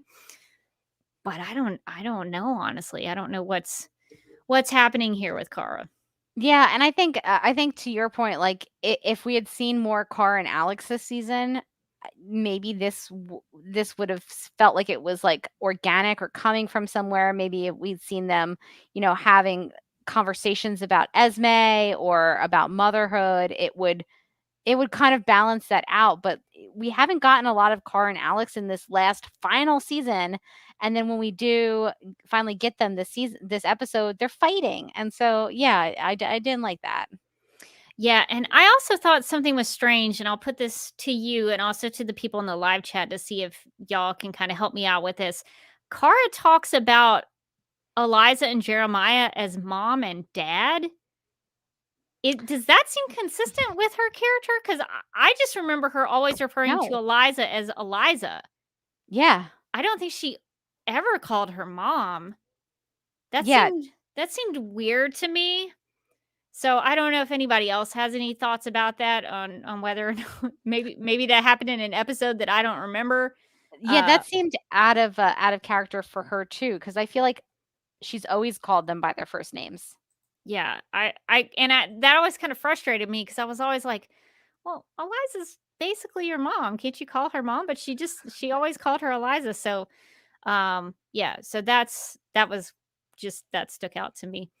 I guess while we're still sort of here in the sort of the Nixley Esme stuff, I guess we could talk about Lexley. We didn't really go into too much detail about that, but this episode saw Nixley starting to fall for Lex Luthor. So Morgan, are you buying the romance? Are they selling it for you? That's a great question.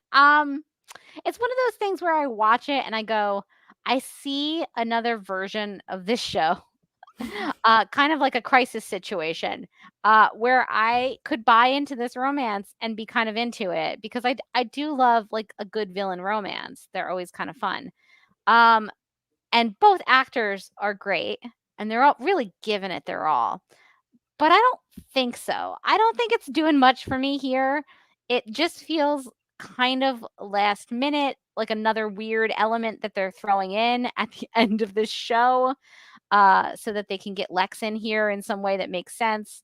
I do think both actors are doing like a good job selling the relationship, but I don't think that they're being given very good material to sell it with, honestly. I liked them more, I think, in the last episode when Lex had some kind of funny moments where he was like, I like you.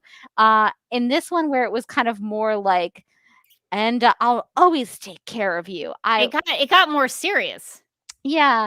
And I liked it less then. It felt a little bit too like on the nose. It kind of lost some of the like the humor and the fun of it. And then just the kind will of they won't they? The will they won't they, if you will. Like if you're gonna give me two villains who are like falling in love with each other, I need banter, and the banter little flirting, yeah. And we know that John Cryer's Lex Luthor is very bantery, and I bet that like Nixley could also be pretty bantery. Like she's been fun in the past, and so I feel she did a sweet dreams pun. Exactly. I feel like it's a missed opportunity to not have them be more like bantery. It's all about like her trauma and her trust issues, which is like I'm like I don't care about the villain's trust issues. Come on, man. Like Nixley has like a whole arc that like honestly eat your heart out, Kara, because she's she's got past trauma that she's working through successfully. She's now got a love interest that she's like opening her heart up to love again. She worked through her issues with her brother and like kind of her dad and Yeah, like she might be getting revenge on her dad. She has exactly. goals and, She's and got goals. She's motivations. working towards stuff. I mean, if only Cora could have like, I don't know, half of what's gone Just on. one of those things. Just one of those things. I was like, oh, it's so nice of them to give Lex Luthor a romantic storyline and for them to at often the forget end Kara of the exists. Supergirl TV show. It's I don't know, man. Like they're giving Nixley a lot of good character development and stuff. But I get a little sad because I'm like, well, the main character doesn't even have, like a story arc this consistent. And like every time that she goes for a totem, we kind of learn about Nixley. She kind of goes through these challenges and she learns and she grows like, I don't know, like a character on a show. Meanwhile, like Kara, we still don't know why she failed the courage gauntlet. I mean, they got 2 episodes left to tell us. I guess we'll find out. Yeah, it's a little strange. Yeah, the Lex and Nixley stuff, I wish I liked it because I see a version that could be really campy and fun. But I just feel like it's a little too, I don't know, it's a little too sincere for 2 over the top villains, I think. Yeah, I think the fact that they went right to it this week, and I guess they only have so much time left, so I guess they had to get to the point where Nixley loved and trusted him so that everything they do from now on makes more sense. But I'm with you. I think if they had made it more playful and kept that tension going between them, I think that would have been more fun for me to watch. Now I'm like, oh, I guess they're together now. Like what is define the relationship for me, please? I don't know what's happening right now. I do like the idea that Nixley fell in love with Lex at the time they were looking for the love totem. That was fun. On a writing standpoint, I thought that was good. Yeah, I mean, I was just thinking about how like I think Nixley has done more of the totem gauntlets than Kara has, and that was like a perfect opportunity to give like I would love to see Kara do the truth gauntlet, right? Like we would maybe as viewers we'd learn something new and interesting about Kara, about Supergirl, our main character. Like Nixley has done through all of these totem quests, like we've learned things about Nixley. Wouldn't it have been great to also learn things about our main character? Remember when they were like Voldemorted up like that? Maybe they should have kept that. Maybe then she would have had to learn some stuff about Supergirl too. Yeah, I don't know. That whole thing is such a wasted opportunity that they got rid of the tethering, but yeah, so I guess from here on out, they are a couple that everybody's supposed to ship. Get your hashtag Lexley posts and tweets scheduled and ready to go. And I guess the last thing we could talk about is the idea that Brainy has now been requested from the future to come back to the future because the big brain is in trouble and Brainy is the only one who can help them out. So he is now making the decision to go back to the 31st century. So Morgan, what did you think about the possibility that Brainy may leave the Super Friends? I mean, I feel like such a broken record here. Like it's okay. You told me last week it's okay not to like something. So I'm telling you that right now. There's stuff I did like. But this wasn't one of them in particular.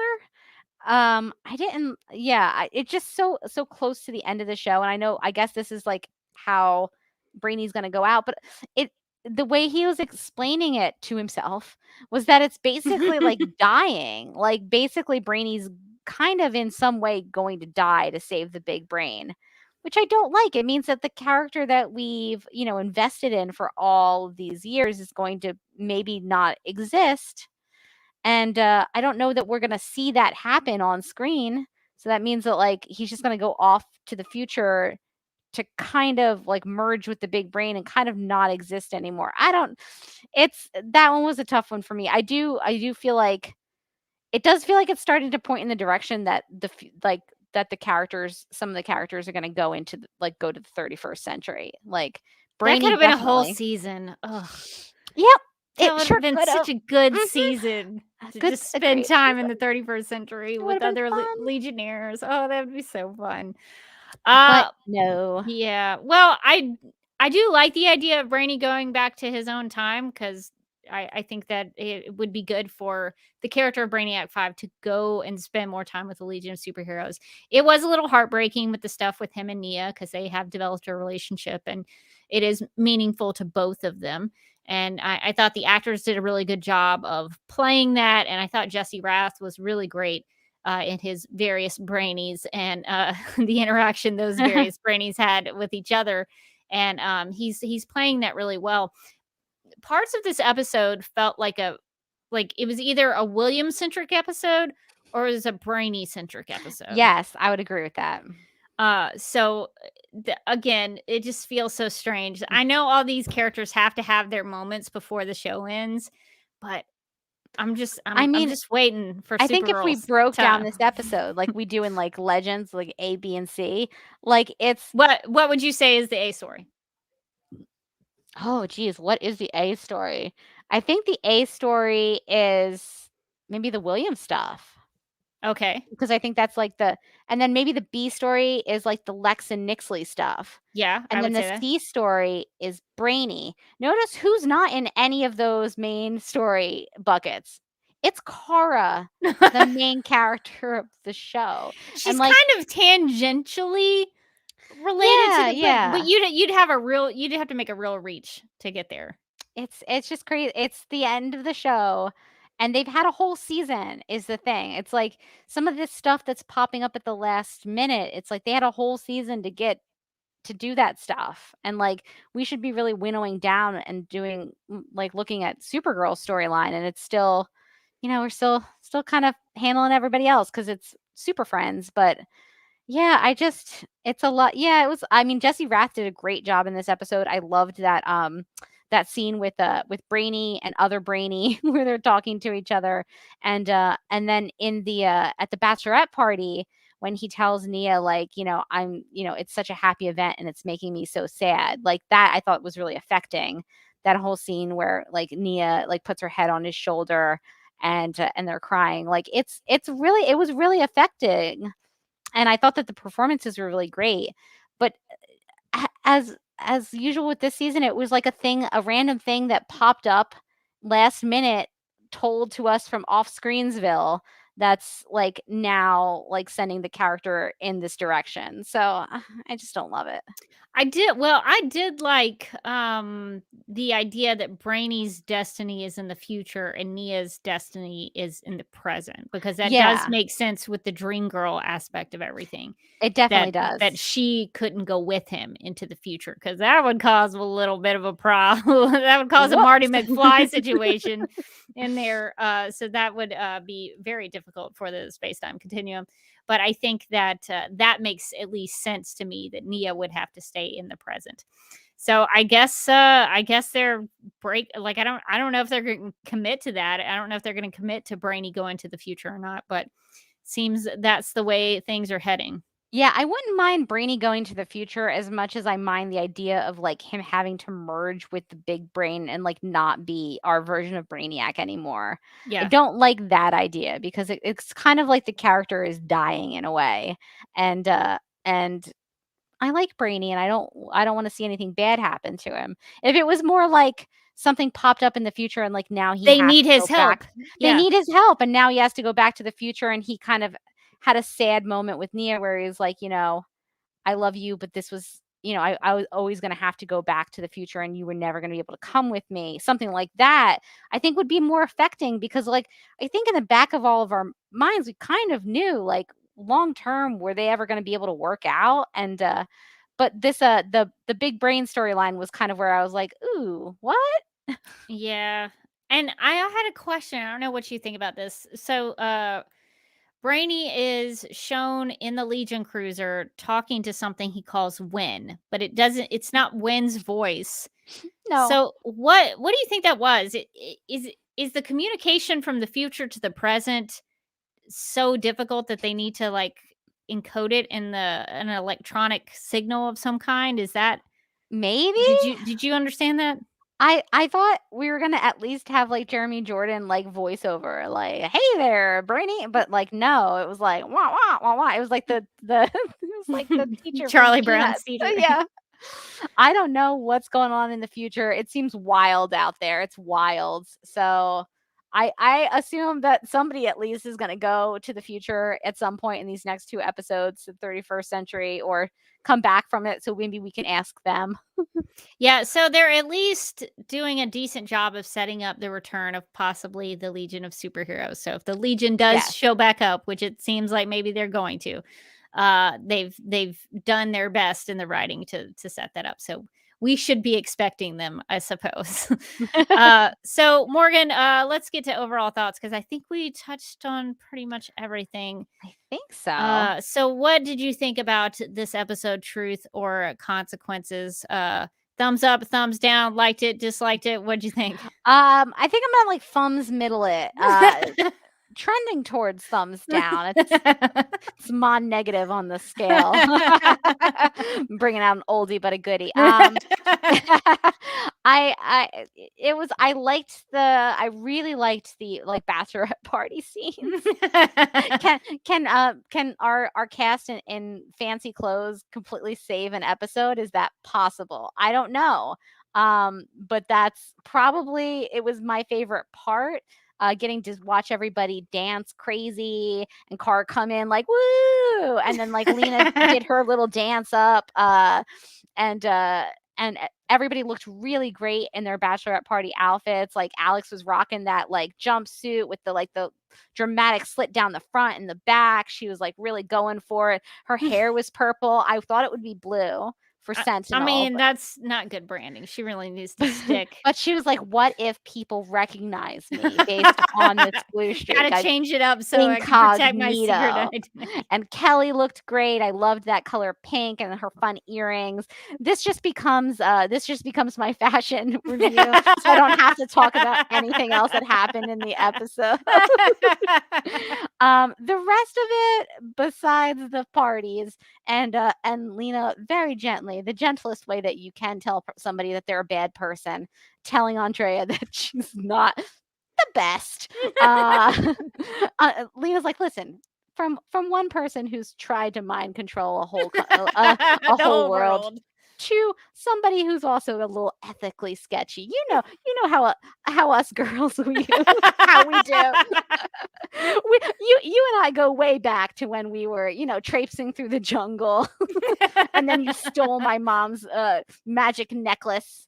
So yeah, maybe you were a little ethically dubious. I loved that look on Lena where she's like, "Oh, how do I say this nicely?" Yes, they're bad.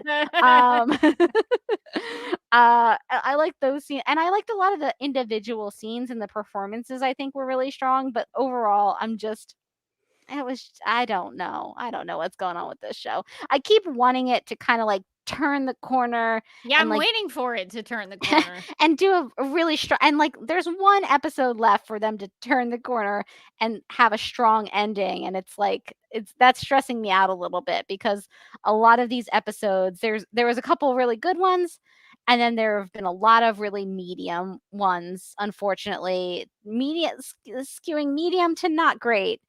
Going into the finale, and this one was I would say like a medium to not great. There's just like a lot of elements that are happening.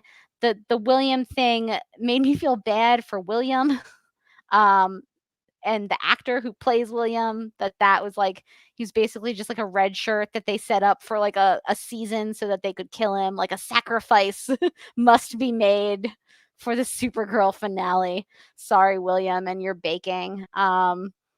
But yeah, I mean, I thought like Jesse Rath's performance and Nicole Main's performance in their scene was really good. And even though I didn't like the sister fight, I did appreciate that like both of the actresses did a great job as they always do. It was just nice to have them in a scene together, even if they were snipping at Yes. each other. So Yeah, so long. it's been so long. So this one wasn't a great one for me, honestly. I wanted to like it a lot more than I actually did like it.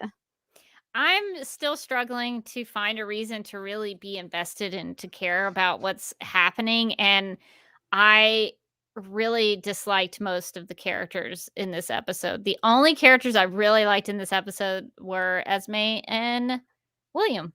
Yeah, Esme and William And were I would watch their baking show. well, I was in it with them. I was on their side. I really enjoyed their interaction. So I just I find that I'm not as like on the edge of my seat with everything. So it's been tough for me to watch them. So I hope they do turn that corner, turn things around in the 2-part finale.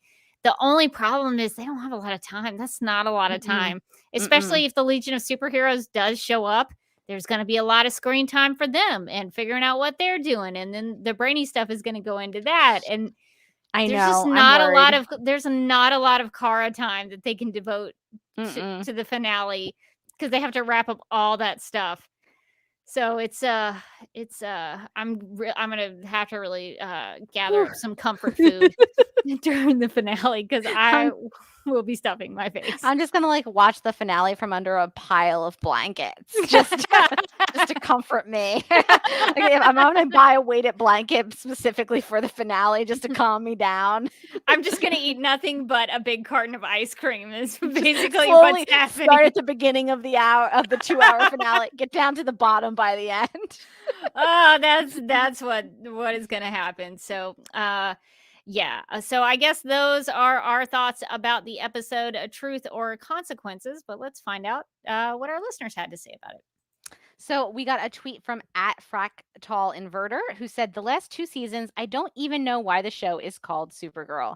I don't really see how the last episode is going to change that. They have given away all her parts to other characters.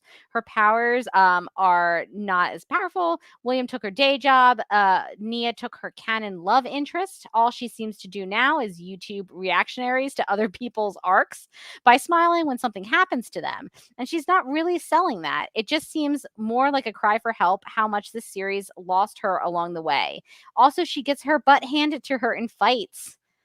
Unfortunately, that has been happening a lot. It's very true. @CM Gutierrez 74 said, as always, loved it. Jesse Rath was the MVP of the episode, but Brainy Nia's storyline broke my heart. Seeing the Super Friends having a great time at Alex and Kelly's bachelorette party was amazing, but I am bummed I wasn't invited to the party. R.I.P. William, nay. At Cars Onati or Notry. Said, in terms of late final season Bachelorette episodes, Smallville's Fortune was way more fun and, made me like everyone more instead of less. I think that says it all. Jose Rios, 1994, said, a lot better than last week, but the writing is still off scene to scene. Called it last week that William was going to die. Hopefully more Kara next week, but doubtful. At Kyle1 said, this show, William William is gone. Contrary to tropes, characters can stay dead. Alex needs to chill. As a person who actually knows what Esme is going through, getting Kara's input is a good thing. Esme's tattoo moved since last week. Sure. Although to some, it just showed up.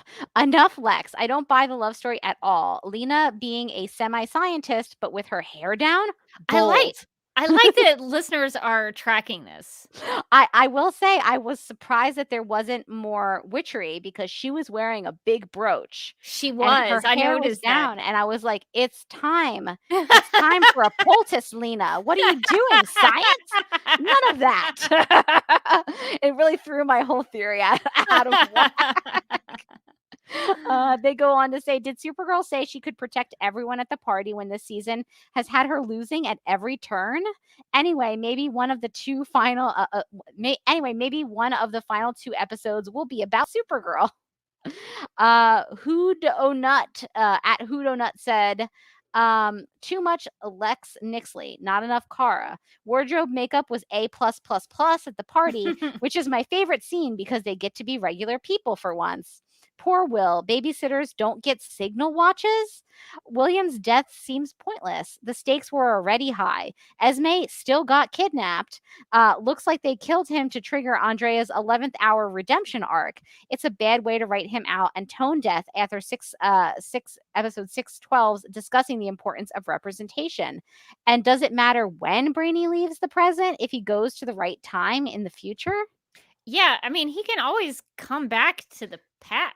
Well, not if he has to go inside the big brain. I don't know how that I works. kind of feel like I think that's a good point, right? Because I'm bad at time travel, and that's why I podcast about Legends of Tomorrow, a time travel show. But presumably, as long as he at some point makes it to that point in the future and does his thing, they're all good. So, like, can he put it off for like kind of a while? Couldn't he put it off like for a really long time? Well, I guess he's sort of putting it off now until Lex and Nixley are But I feel like he could captured. potentially put it off for years and years, just as long as he makes it to the specific time that he needs to get to. Maybe there's a timeline for when this AI plague is gonna kill everyone or something. I would say they need to tell us what the rules of time travel are, but I don't want this show to tell me that.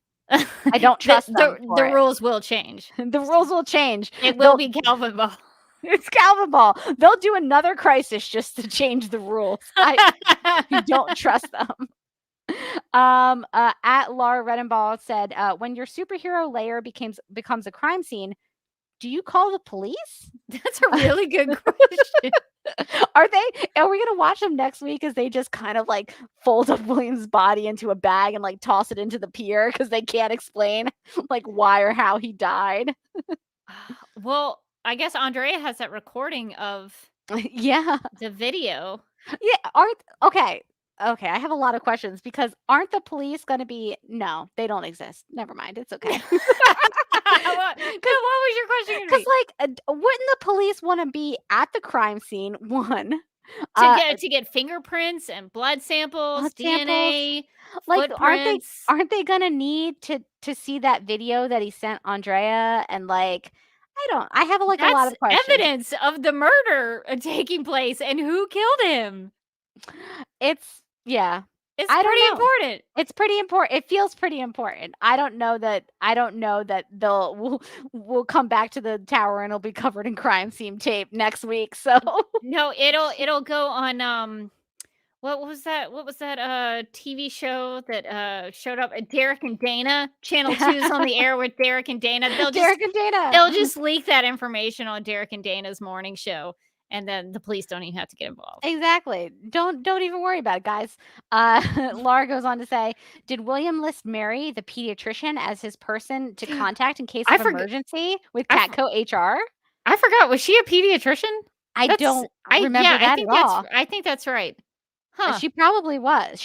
But she's an excellent baker. She lives in Canada. Don't worry about her. She's totally real. And she's an excellent baker and she's a pediatrician. I'm glad we know so much about Mary. I love Mary. Poor Mary. Do you think we'll see her in next week's episode? I so hope we see. Do you think that they cast a Mary? I want there to be a Mary so badly. I think for synergy's sake, whoever they cast for Mary should be a former contestant on the Great British Bake Off. Or what if they what if somebody asks about Mary and they're like, she couldn't make it. She just really couldn't make it. She's having travel restrictions. Something happened with her flight. Like there's always some excuse to why Mary can't be there. But William's in his will, William put in here, she is totally real. So we know that she exists.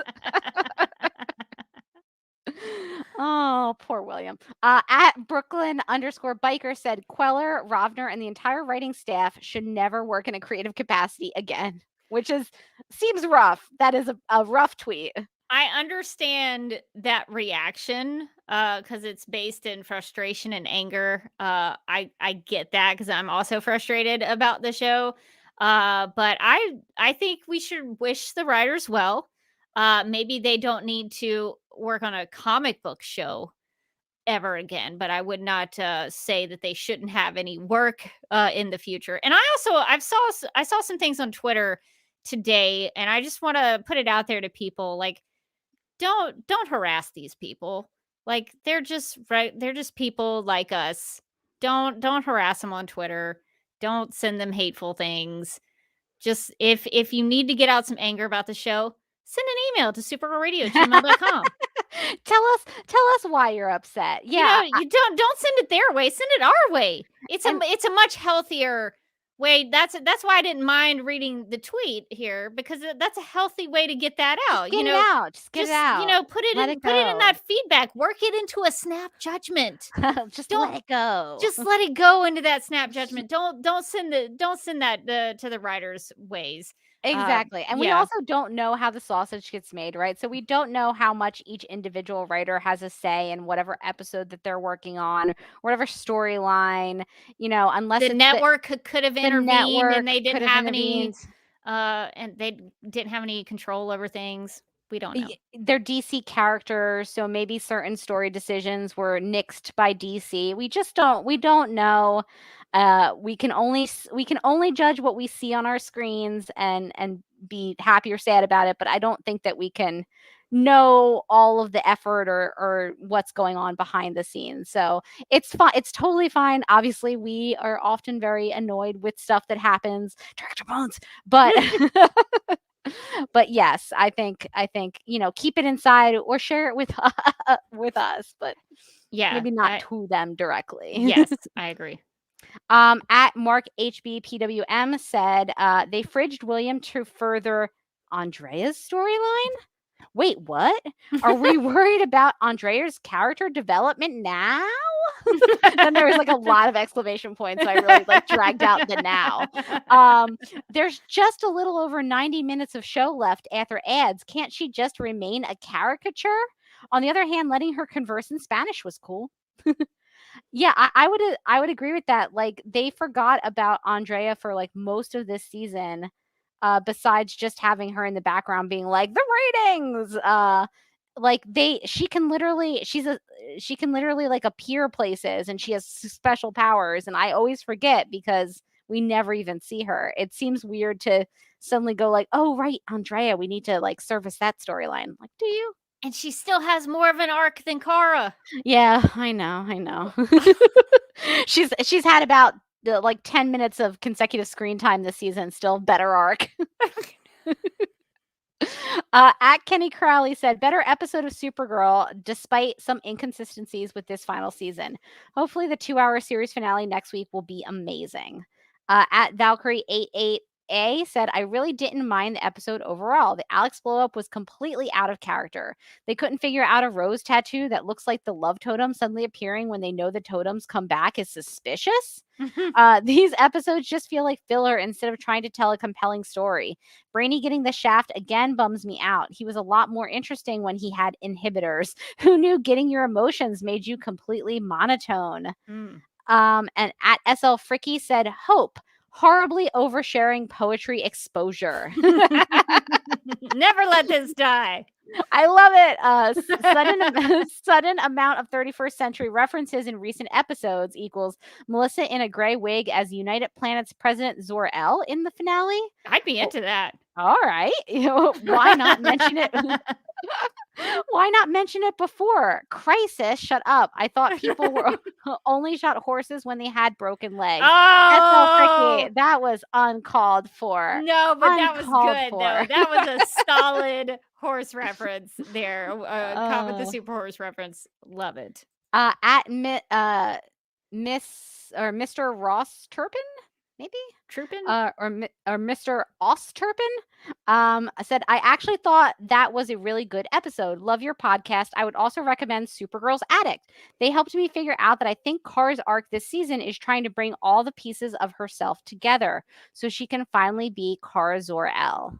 I like that idea. I don't know how much of it I see personally in the story, but Supergirl's Attic is a great podcast, and we've interacted with those hosts and love them. They we'll have to have them back on at some point to talk about We should have them talk about the final season with us. Maybe they can talk us around. Yeah, talk us into this was a really great season. Present your evidence. Help us like it more, please.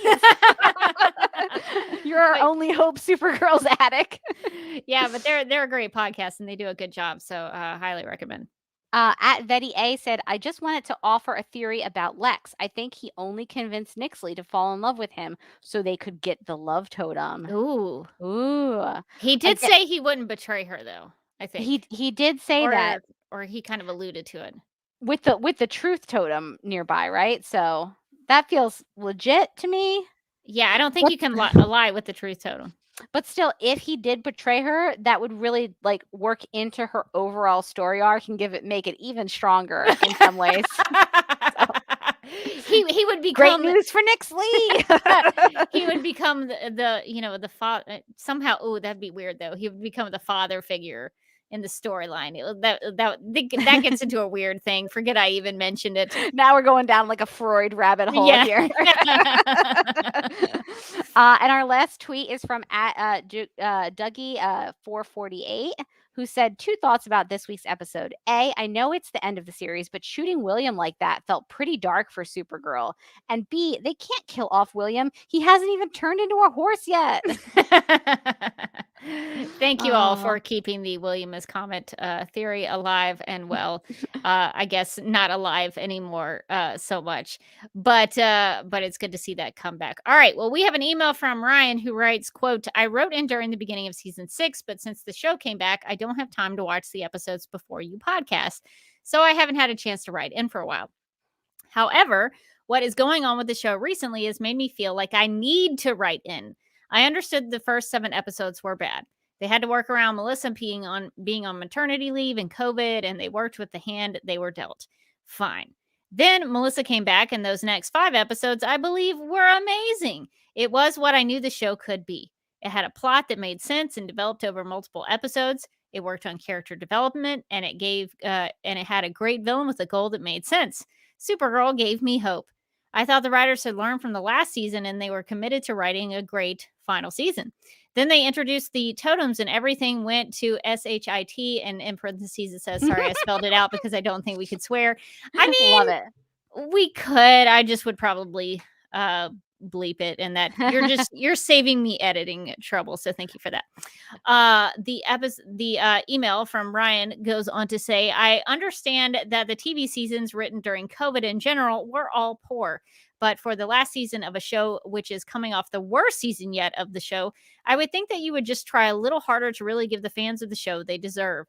I know a lot of writers' rooms worked over Zoom, but it feels like the Supergirl writers used their Zoom meeting to set up the general things they wanted to happen in the episodes, and they would just figure it out the rest as they went along. My headcanon is that they created the block of 7 episodes where Supergirl would be in the Phantom Zone, then decided they would use Nixley as the main villain, and they came up with the general idea of the totems. Then they placed the character moments they wanted to happen where they wanted them to happen. Kelly becomes Guardian here. Nia reconnects with her sister here. Alex and Kelly get engaged here. I feel like that was planned out because those are the plots that actually make sense and are good. Then they just say, okay, each episode writer can do what they want for the rest of the episode they are writing. And that is how they get inconsistent. I truly see no other way to explain what has happened since episode 13. It explains why the totem rules change and why the characters do things and then contradict themselves the next episode. They could have discussed in the writer's room how because Nixley came to our dimension through the Phantom Zone and not straight from the 5th dimension, that this is why saying her name backwards won't send her back. Yeah, they've never addressed why it's not possible. The email goes on to say, then a writer said to themselves, oh, Susie must have included that in her episode, so I don't need to explain it in here. But in actuality, Susie thought Jim was going to explain it in his episode, so she never put it in hers. They just didn't talk to each other. To me, Kelly became Guardian, and then they all just stopped Nixley. No totems were ever involved. McGon brought them Esme so that Kelly never violated any ethics in her job, and we learned where McGon went. And Supergirl went to the 31st century. So this is I think this is Ryan's email. This is Ryan's perfect ending for the show. Ryan goes on to say, I apologize for my long email and frustrations, but I do love the show. I just wish it was better. I love the podcast and listening to you both so much. It is truly a highlight of my week. I make sure I watch Supergirl before the much better Stargirl, so I can make sure I can listen to your podcast as soon as it drops.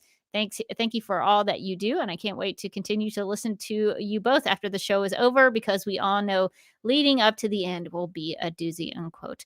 Well, thank you, Ryan, for writing. I know it was a long email, but it seems like you've maybe figured out the process. I don't know if we know exactly how they wrote that. That would be interesting to me. How Susie and Jim just need to talk to each other, if only. That is a good question, though. I wish we could talk to somebody about how they had to craft the final season in such a strange time as the COVID-19 pandemic. So that would be interesting to learn. Yeah, that would definitely be interesting. I would love to know more about how the COVID, writing process went, and like the Zoom writers' rooms, and what the pluses and minuses of that were. So we got an email from Ricky, who wrote in with some thoughts, saying, I just finished the episode and have to be honest, I'm quite shaken up. To start off my thoughts, William did not deserve to die. All caps. All caps. I've joked about him a lot these past 2 seasons, but he was a good man and died trying to protect Esme. I legitimately teared up. Stas Nair played his final scene beautifully, and it's a tragic thing that happened to his character. I read on Twitter that there are some fans who are happy that William died. This show that promotes hope and optimism does not need fans who cheer over a character's death who is good at heart. It's okay not to like his character. Blame the writers for that. Celebrating such a genuinely good person's death is honestly horrible. Now on to the other parts of the episode, hopefully more lighthearted. The first meaningful Danvers sisters conversation we get in literally forever is an argument, and then like a bunch of crying emojis. If Brainy does have to leave, crying emoji, can Nia take a stroll over to Legends? Eyeball emoji. Hey, I've been pitching it for a while. Yeah, we would take her. William had to bake at least one more time before he left the show. One single tear emoji. His poor off-screen girlfriend is going to be devastated. Maybe she'll finally appear at the funeral, because she's totally real. I added that in. That's not part of the email. It's not part of the email. I really hope Andrea has to deal with what just happened. Her reaction to the video literally brought so much emotion to me, and it's all her fault. Brainy and just Nia dropped my mouse. Sorry. Oh, no. That was loud. That was a dramatic. It was all her fault. Rebecca pounded the table in agreement. Brady and Nia dancing together, knowing they would have to say goodbye soon, broke me as well. I guess the CGI budget went to the Ariana Grande and Lady Gaga song. Seriously, the CGI was atrocious this episode. Parts of it were not good. No. Not great. All 10 series regulars were in this episode. Neat. Overall, this episode was a lot sadder than I thought it was, but typing it all out made me sadder. This was also the final single airing episode of the series, and now I'm sadder. Hopefully, the Super Friends get justice for William in the 2-hour series finale next week. I hope you both enjoy it. We hope that too. Also, 10 series regulars. Oh my God, really? I've never counted. That's a lot. Most shows only have like 6. Yeah. 10 is a lot. 10 is a lot. Emma sent us an email writing, quote, it's the pseudo-penultimate episode, or at least the penultimate night of Supergirl airing. If only I could feel more hyped. Alex and Kara finally got a few scenes together, and I like how the show touched a little on intersectionality in a more subtle way with the discussion of not wanting Esme to feel othered, something Kara, Alex, and Kelly can all relate to in various ways. I personally thought Alex's initial reaction to Kara trying to give advice seemed a little off, but at least she apologized for it and compared to other instances of character assassination we've seen this season, it was barely a blip. Lena continues to smother Morgan's hair theory by doing science with her hair loose and free. Come on, writers, can't at least one thing be consistent? Seriously, give me this. I'm surprised they actually killed William off, and I feel kind of guilty for feeling nothing about his death. He was just I just didn't care about him. My biggest reaction was yelling, "Tell the camera that Lex Luthor killed you." It's a dying declaration, one of the exceptions to hearsay, so it can be used in court. Yes. Legal consultants, can you verify that? We need to verify that. The email goes on to say, I know Lex's voice was on the video, but I don't think he was actually in the frame. I think his legs might have been. But that might be a stretch for like Lex's defense, which is like, that dude just sounds like me. Well, and his voice was probably on there as well. And I think he was probably on video at one point. Maybe. Okay, maybe. He was probably in the video. You have to hope that he was in the video, or else Lex Luthor's defense is just going to be like, sorry, a lot of people sound exactly like me. And it could be pants. It could be a deep fake. It could be a deep fake. Everyone knows I love these pants. The email continues. The finale is next week, and I wish I felt more excited. Mon-El is coming back, groan, which automatically decreases my excitement levels. I don't know that they've officially said that. So that might be a little bit of a spoiler for people. I'm sorry if we. Is it? I thought he popped up in the preview, but I might be wrong. Did he? I can't remember. I thought I saw James in the preview. Oh.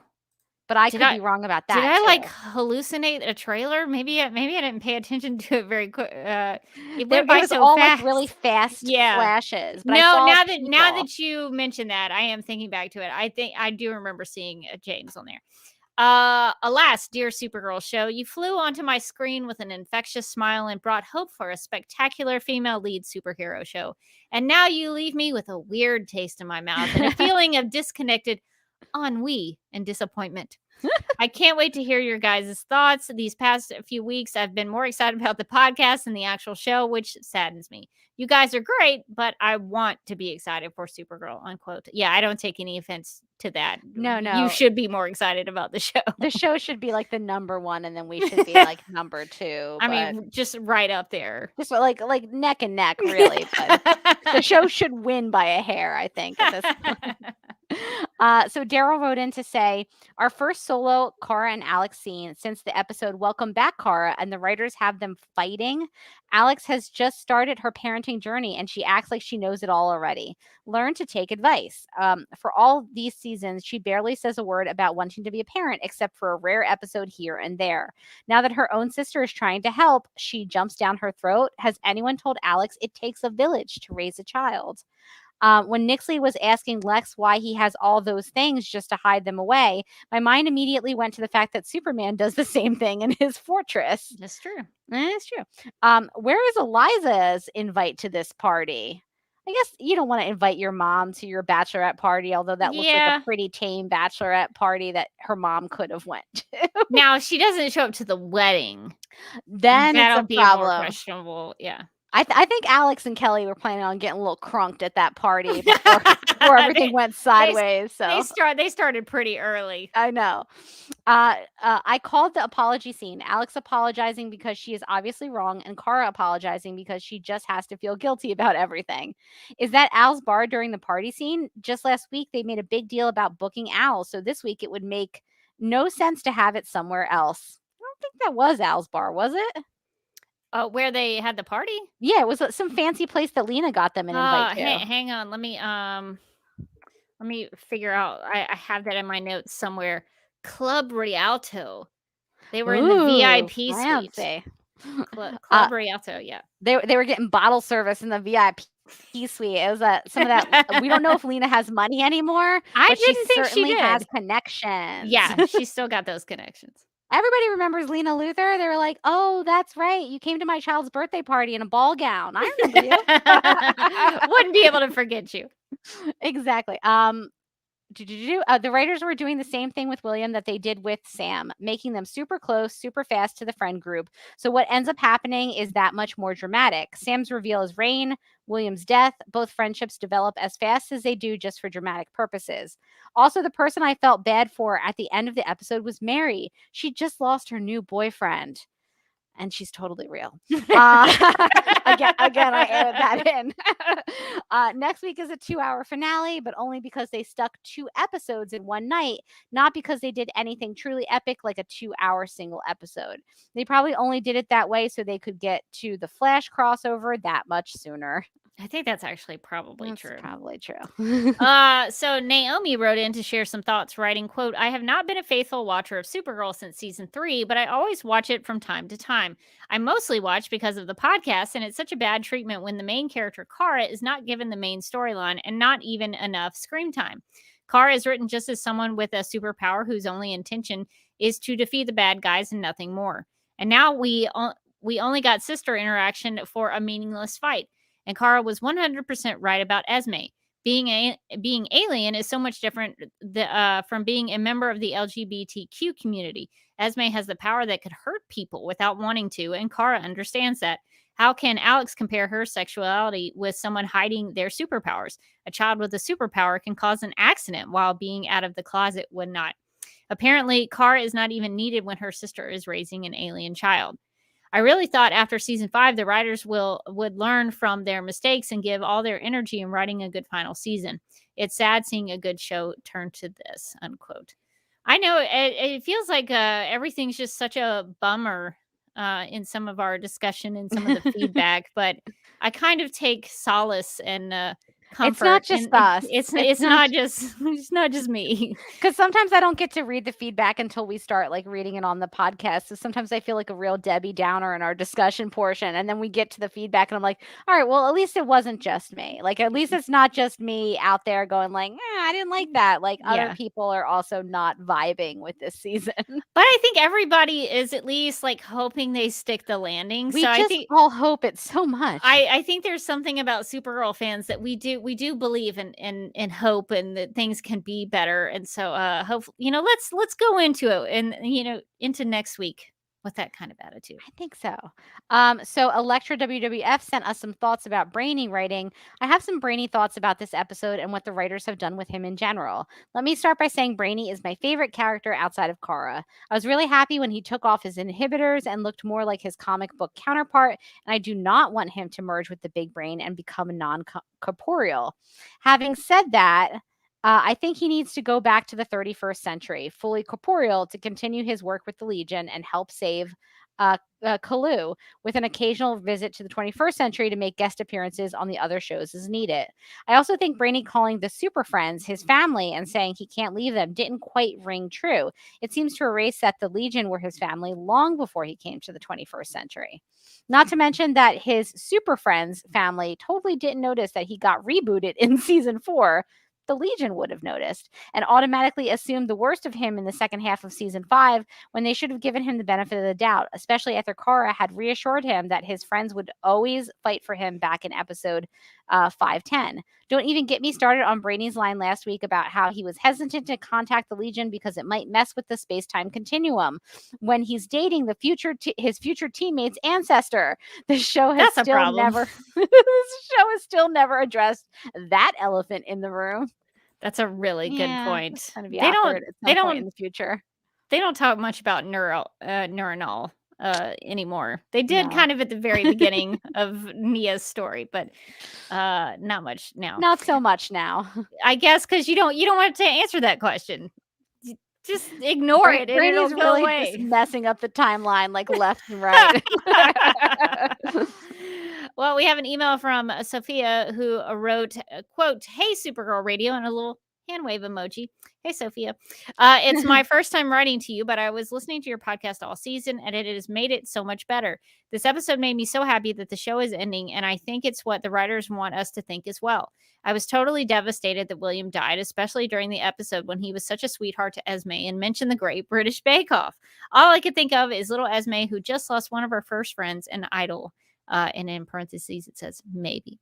Nixley was stunning as always. The Totem storyline is very confusing, and it was nice seeing Nia and Brainy getting some screen time without the super suits and having a relationship. P.S. Rain on Me was playing at the bachelorette party, and I got so emotional because I'm a fan of Ariana Grande, and it just meant a lot to me, end quote. Yeah, we'll have to put that on the Supergirl Radio Spotify playlist, which we definitely have. We don't talk about it much anymore, but we do have that, so you can go and subscribe to that. This email made me think about what's Esme thinking about all this. This must be really actually pretty traumatizing for her. She gets kidnapped by strangers. Her one friend that she bonded with couldn't do anything to stop it, and she's separated from her moms now, and the only people who have really cared for her. God. Poor Esme. I was just kind of thinking about like her time. her perspective. That must be so scary for a little kid. I know. I feel so bad for Esme. And that's why, like, when we're talking about the Williams stuff, it was like kind of gilding the lily. Like, this poor little girl getting kidnapped is definitely stressful enough. Like, we didn't need to kill a character to raise the stakes. So Yvette wrote in with some thoughts saying, when I said I wanted the Danvers sisters to spend more time together, this wasn't what I was expecting. Alex has been a mom for a week, but she doesn't want to listen to advice from a woman who has the same life experiences as Esme. And I don't know how Alex can say things are better for aliens now when Esme's last foster family sent her away because she was an alien. That's Also, a good point. they sent her out to like protect them against like a pack of adults. Yeah, they were not good people. Not at all. I really hope the Brainy Goes Back to the Future plot is just set up to send Brainy and Nia to Legends of Tomorrow, because otherwise it's really unnecessary to add this kind of angst to the final episodes. Again, Legends would take them. I didn't have a problem with the Super Friends taking a break for an engagement party because Nixley didn't seem as big a threat as the previous big bads, and none of them killed a main character. Having a character murdered so late in the game is just a quick way to give Kara more guilt and trauma, but they don't have to worry about following up because the show will be done. Well, I think all of them should have more guilt and trauma. It shouldn't just be Kara, but I'm sure Kara. Certainly Andrea. Yes, definitely. More so on Andrea. But I think Kara probably will take it pretty hard if they choose to focus on Kara's feelings for the finale.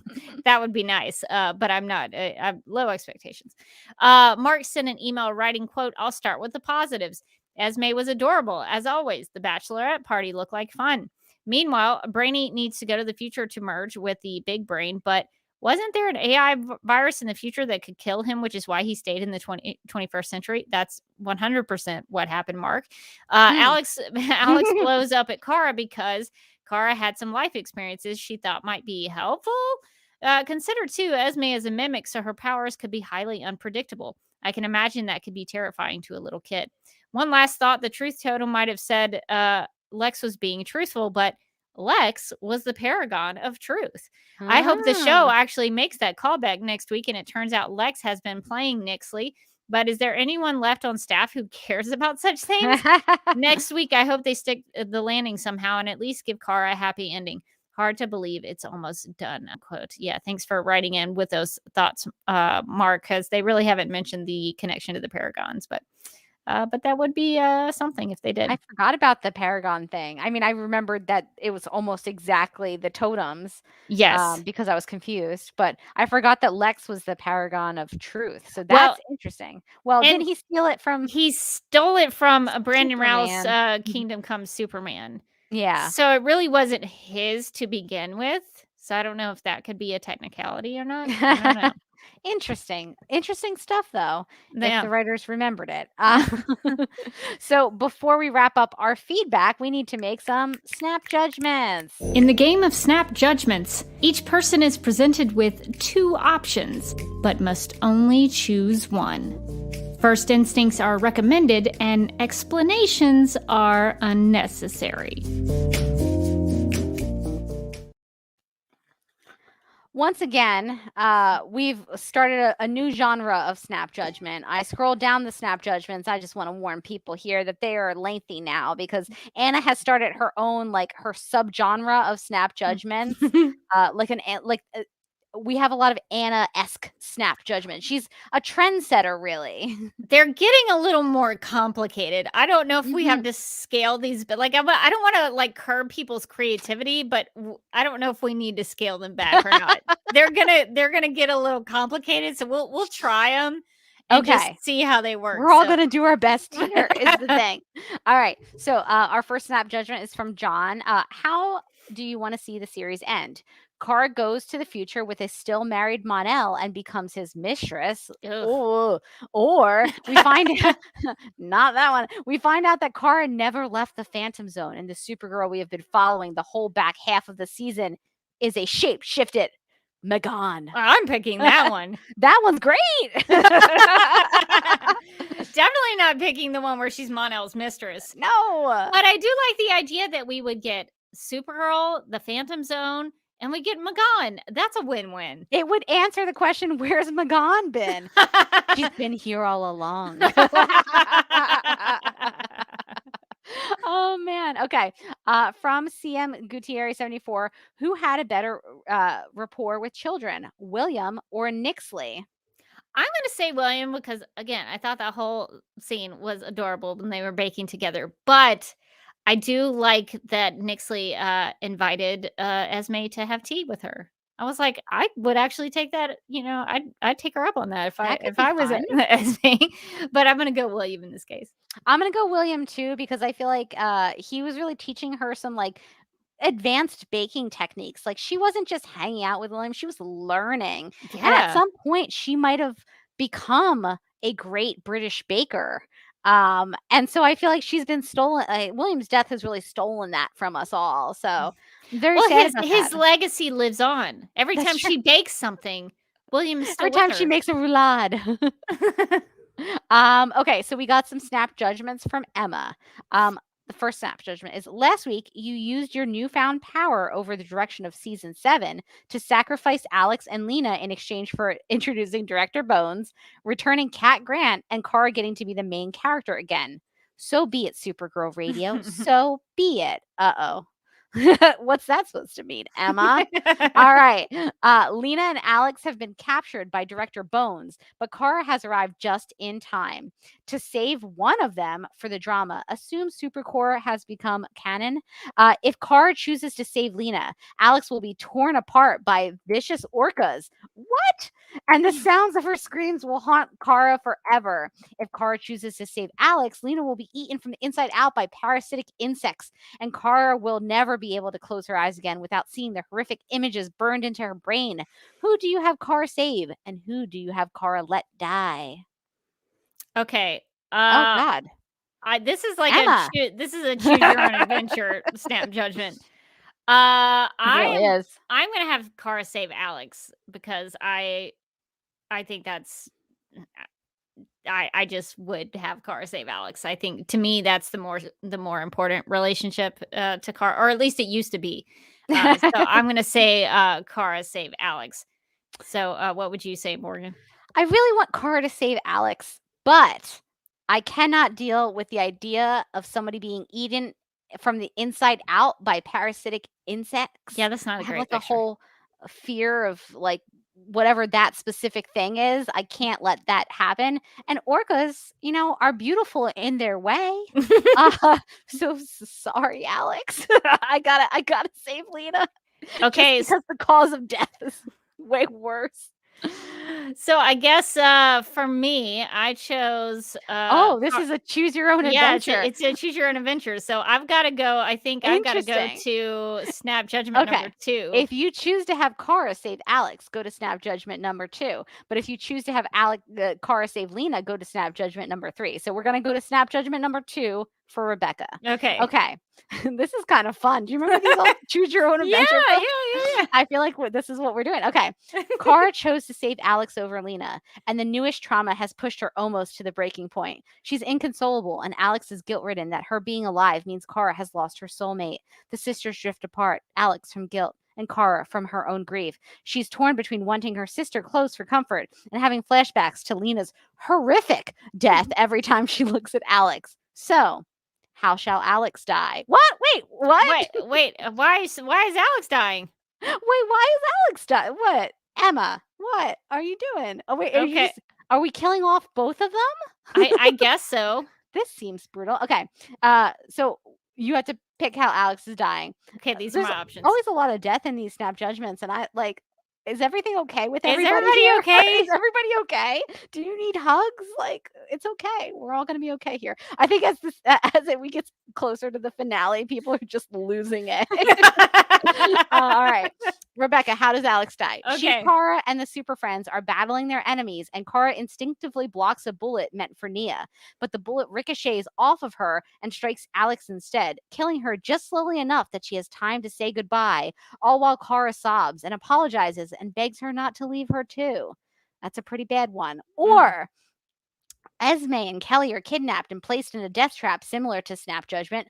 Number 1, Alex chooses to save Esme, but the guilt consumes her and she spirals into a deep depression as she searches for comfort at the bottom of a bottle. Jean has to take in a traumatized Esme lest she be tossed back into foster care. Kara isn't in any emotional state to take her in, and this loss furthers Alex's spiral of self-loathing and hopelessness. One night, while on patrol, Kara hears Alex's heartbeat stutter to a stop. She flies to the apartment and finds Alex without a pulse. She takes her to the hospital, but Alex cannot be fully revived and is declared brain dead. Now Kara must make the decision whether or not to unplug her. No, definitely not Emma! the second one. I think I would go Alex gets struck by the bullet that ricochets off Kara. At least she gets a chance to say goodbye. Yeah, that's much more dramatic. It's an exciting scene. They have some last goodbyes, and it's impactful for Kara. I don't like the idea that like Alex is brain dead and Kara has to make a tough decision. I don't like that's too much for me. So I'm gonna go with the first one. Okay, so now we go to my snap judgment. I like that we chose different ones just to see how this plays I know. out. I didn't realize it was a choose your own adventure, but it worked out for us anyway. All right. Kara chose to save Lena over Alex, but now she's consumed by soul-crushing guilt and can't look little Esme in her sad, mournful eyes anymore. Lena herself can't bear to be around Kara or the Super Friends, believing to the depths of her soul that they, and Kara in particular, must hate her now and blame her for Alex's death. Lena spirals, breaking up with Kara and disappearing from public life. And now, for the second sacrifice, how will Lena die? I don't understand why they have to die. You know what? You know why? I realized it as I was reading one of your snap judgments, because last week we chose to sacrifice Alex and Lena in exchange for introducing Director Bones. Oh, I see the connection here. So okay. now we have to kill them both off. Okay, well, this worked out as a choose your own adventure. Okay, how will Lena die? Does she sink into such a deep depression that one night she decides to leap from the top of the old L Corp building to her death? Gosh. Oh my God. After first adorning herself with kryptonite to ensure Kara can't save her, or even approach her remains. Oh, wow. All right, well, that's dark. I hope the next one is better. It's not going to be. Or does she retreat into the wilderness to do penance in isolation, where she's captured by cultists who sacrifice her to their dark god in a grisly ceremony of blood and bone? Oh. Kara hears her distant screams and races to save her, but she arrives too late. In her grief, she brutally decimates the cult. The last scene is her sobbing over Lena's remains, surrounded by dismembered corpses. If you don't think I'm going cult, you know I'm going cult. This is an easy decision. It's an easy decision. Cult is always the choice. Always go cult. All right, so those were tough. Actually, disclaimer: never join a cult. Don't join a cult. Stay away from cults. It's we bad. do not encourage people to join cults. Don't join a cult. Don't join a multi-level marketing scheme. You're not going to become a millionaire. I'm just telling you that. Just helping you out for free. All right. So our next snap judgments are from Ryan. First one sentence. Ryan, I like it. All right. End the show with season 5 or end it with season 6. This is not a great. This is maybe the toughest snap judgment we've ever had to make.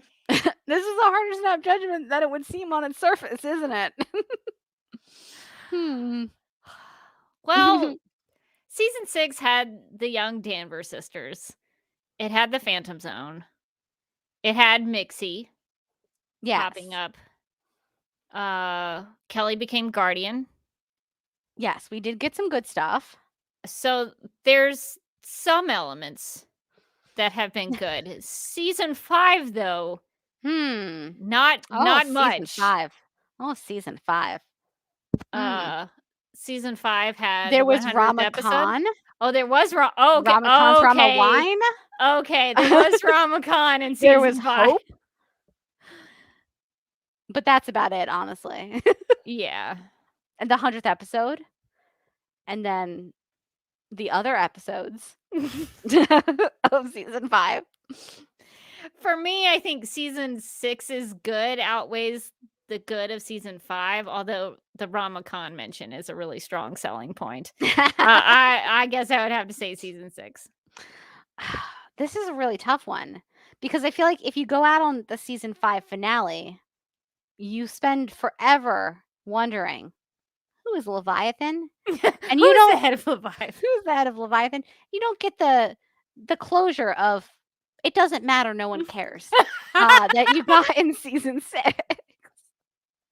You might have thought it mattered. You might have been led to believe it would matter, and you would be wrong, like we were wrong. We hoped for so many things, Ryan. So many things. So I'm also going to go season 6 because, I mean, there are some redeemable parts of this season, and I haven't heard anything about IT tickets recently or product launches, and that I think is great in my superhero TV show. So I actually kind of forgot about the VR stuff. You so mentioned okay. Okay. Next snap judgment. Have the show continue the way it's going and end with Supergirl doing almost nothing in her own show, or have a great final episode of the show, but Kara has to sacrifice herself in it and she dies. Well, I want to go with a great final episode and Kara having something to do. Even if she has to die, like I'd be willing to go with that story if she gets something good and like a good noble sacrifice in the end. I would be okay with that. Yeah, at this point I would take a good episode, I think. Even though obviously I don't want Supergirl to die, but like if she does, like if it's in some impactful way that has to do with her journey as a character, I could be okay with that. I think it's better than just kind of limping, just sort of To limping the out finish the line. door. Yeah, just bye. Okay, last snap judgment from Ryan. We get a truly epic season 6 finale, which introduces everything you've ever wanted on the show. Comet the Super Horse, Snapper Car snapping, Director Bones, Supergirl as a soap opera star. All of it. That you both get to podcast on, but you have to end the podcast following the final episode forever. Or you get this junky season, but can get to continue doing the podcast as long as you both want to. Oh, that is not fair. That's not fair. I think actually some of our better episodes of the podcast are the ones where we really didn't like an episode. That's true. So I think I would rather take the junkie season, but continuing to do the podcast. I'm going to go the same direction. I think that like sometimes the podcast really comes alive when we're angry. We're so angry about how things are going on the show. And I think it would be boring if it was just like, this is the greatest show what a that great has ever aired. There would be such short episodes. They'd be like, it was great. And then the closing credits would start playing. So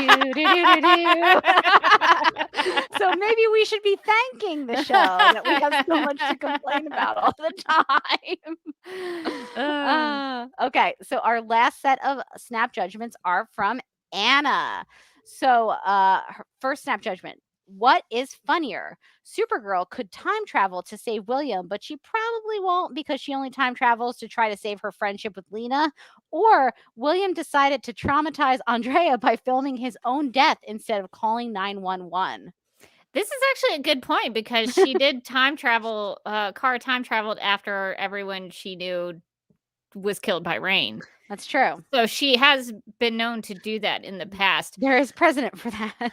I am actually going to say it's pretty hilarious that in a sad way, like in maybe kind of a trolly way, that William sent that video to Andrea. Like, look what you've done. Look what you did to me. Hope you enjoyed that cover. Yeah. Hope you enjoyed whatever, ratings you're in now or ranking list that you're in now. I hope it was worth it. Yeah, I'm going to give it to that one too. Like, not even instead of calling 911, like he knows somebody who knows Supergirl who could get there like instantly. And still he's like, send this video to Andrea. Boy, she's going to hear it now. So, I mean, we all know that I love a little pettiness. And I mean, if you're going to go out a little bit petty, I think is the solution. Okay. Anna's next snap judgment. What should be on William's headstone created by William's girlfriend, who is still mad that he had his phone but didn't message her goodbye?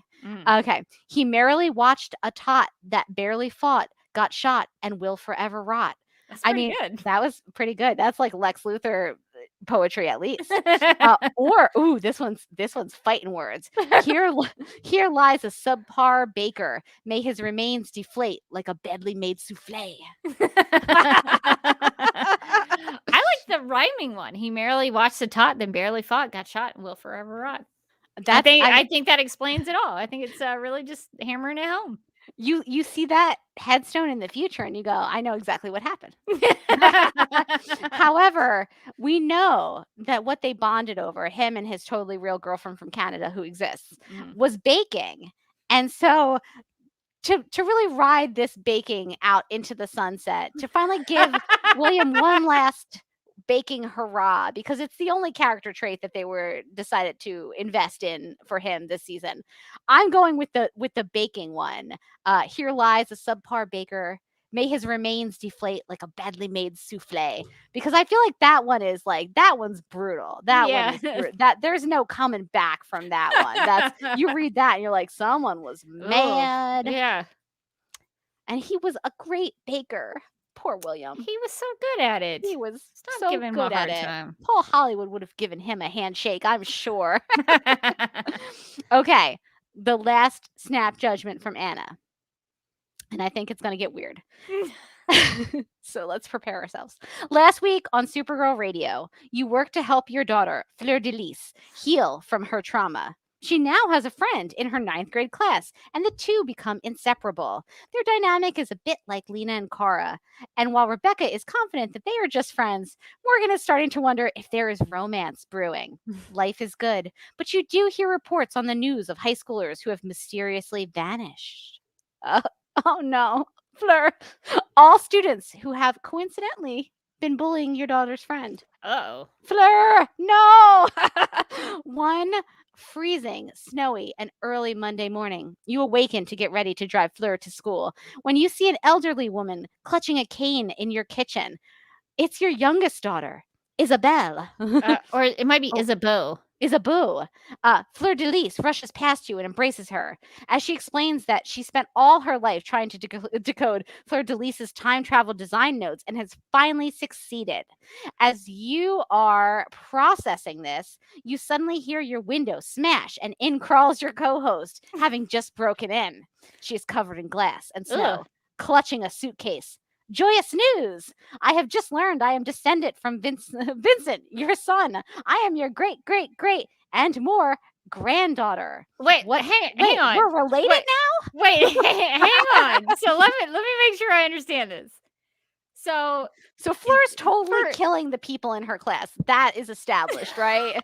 I don't know. Assassinating the people who are mean. Or is it her friend? Is it her friend doing it?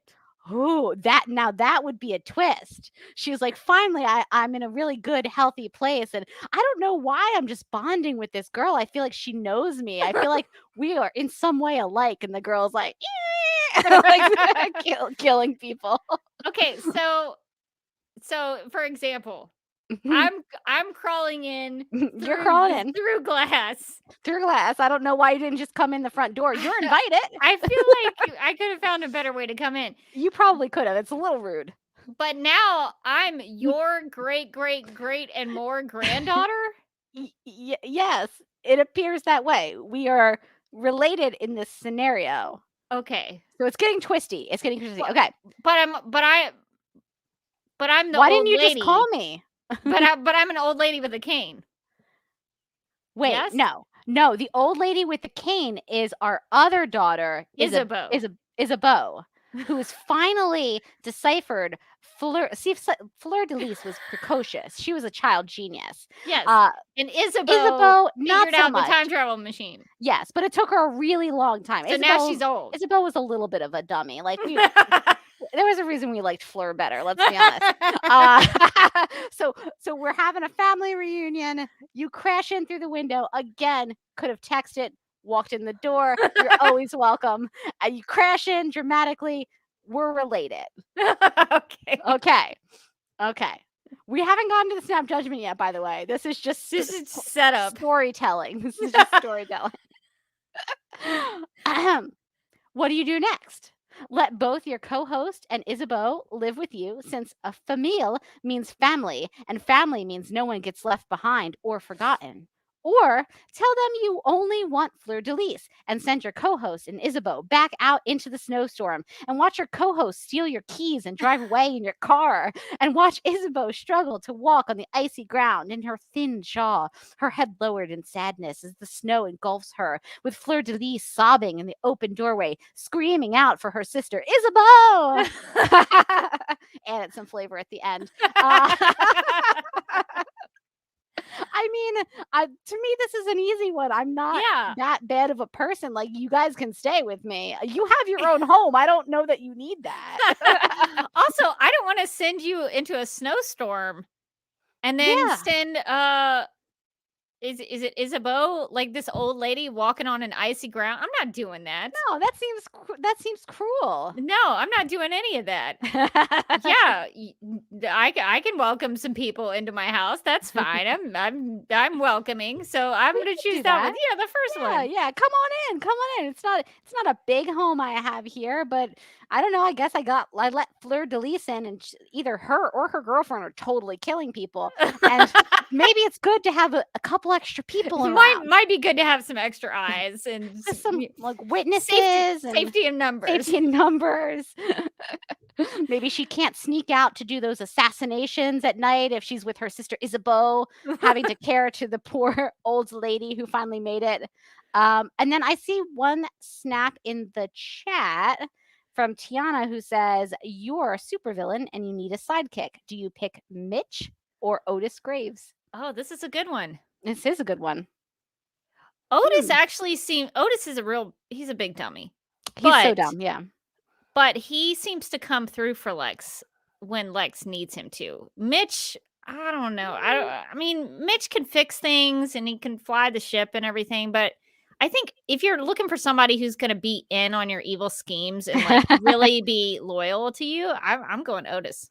Yeah, see, I'm going to go in the opposite direction. Oh, okay. While Otis is great about being loyal, Mitch is a little bit more fun, I think. Like Mitch is going to sit around with me and have a beer, and we're going to like talk about people. We're gonna gossip about people. He's gonna be like, you would not believe what I heard about Lex Luthor, and I'm like, oh my god, girl, you know. And also, I think Mitch occasionally gives some good advice. You know, he gave Nixley some solid advice. He was like, you have to like let go of things, and told her to like confront her past and things like that. So I mean, he seems pretty genuine for the most part. He seems like a pretty caring sidekick. So I feel like you want somebody who's maybe not going to turn on you at any point. And Mitch doesn't seem like the type, although Otis is probably not smart enough for it. So then, yeah. Yeah, no, good choice. Nicole also gave us a snap judgment in the chat. Which will be more traumatic, the snap judgments next week or the actual season 6 finale? It might be the snap judgments. I'm going to go snap judgments on this one. Who knows what's going to happen with Fleur de Lis next week? We will have to be on our P's and Q's next week to see what happens if the Fleur de Lis saga continues. It's getting real weird now. So people are related. There's more murders happening. But I guess that's what we should be expecting out of a Fleur de Lis narrative and take it to the next step. All right. So I think that's it for snap judgments. We had a lot this week. We did.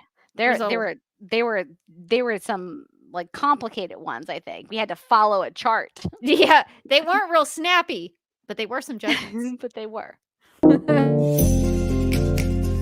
No judgments on your snap judgments.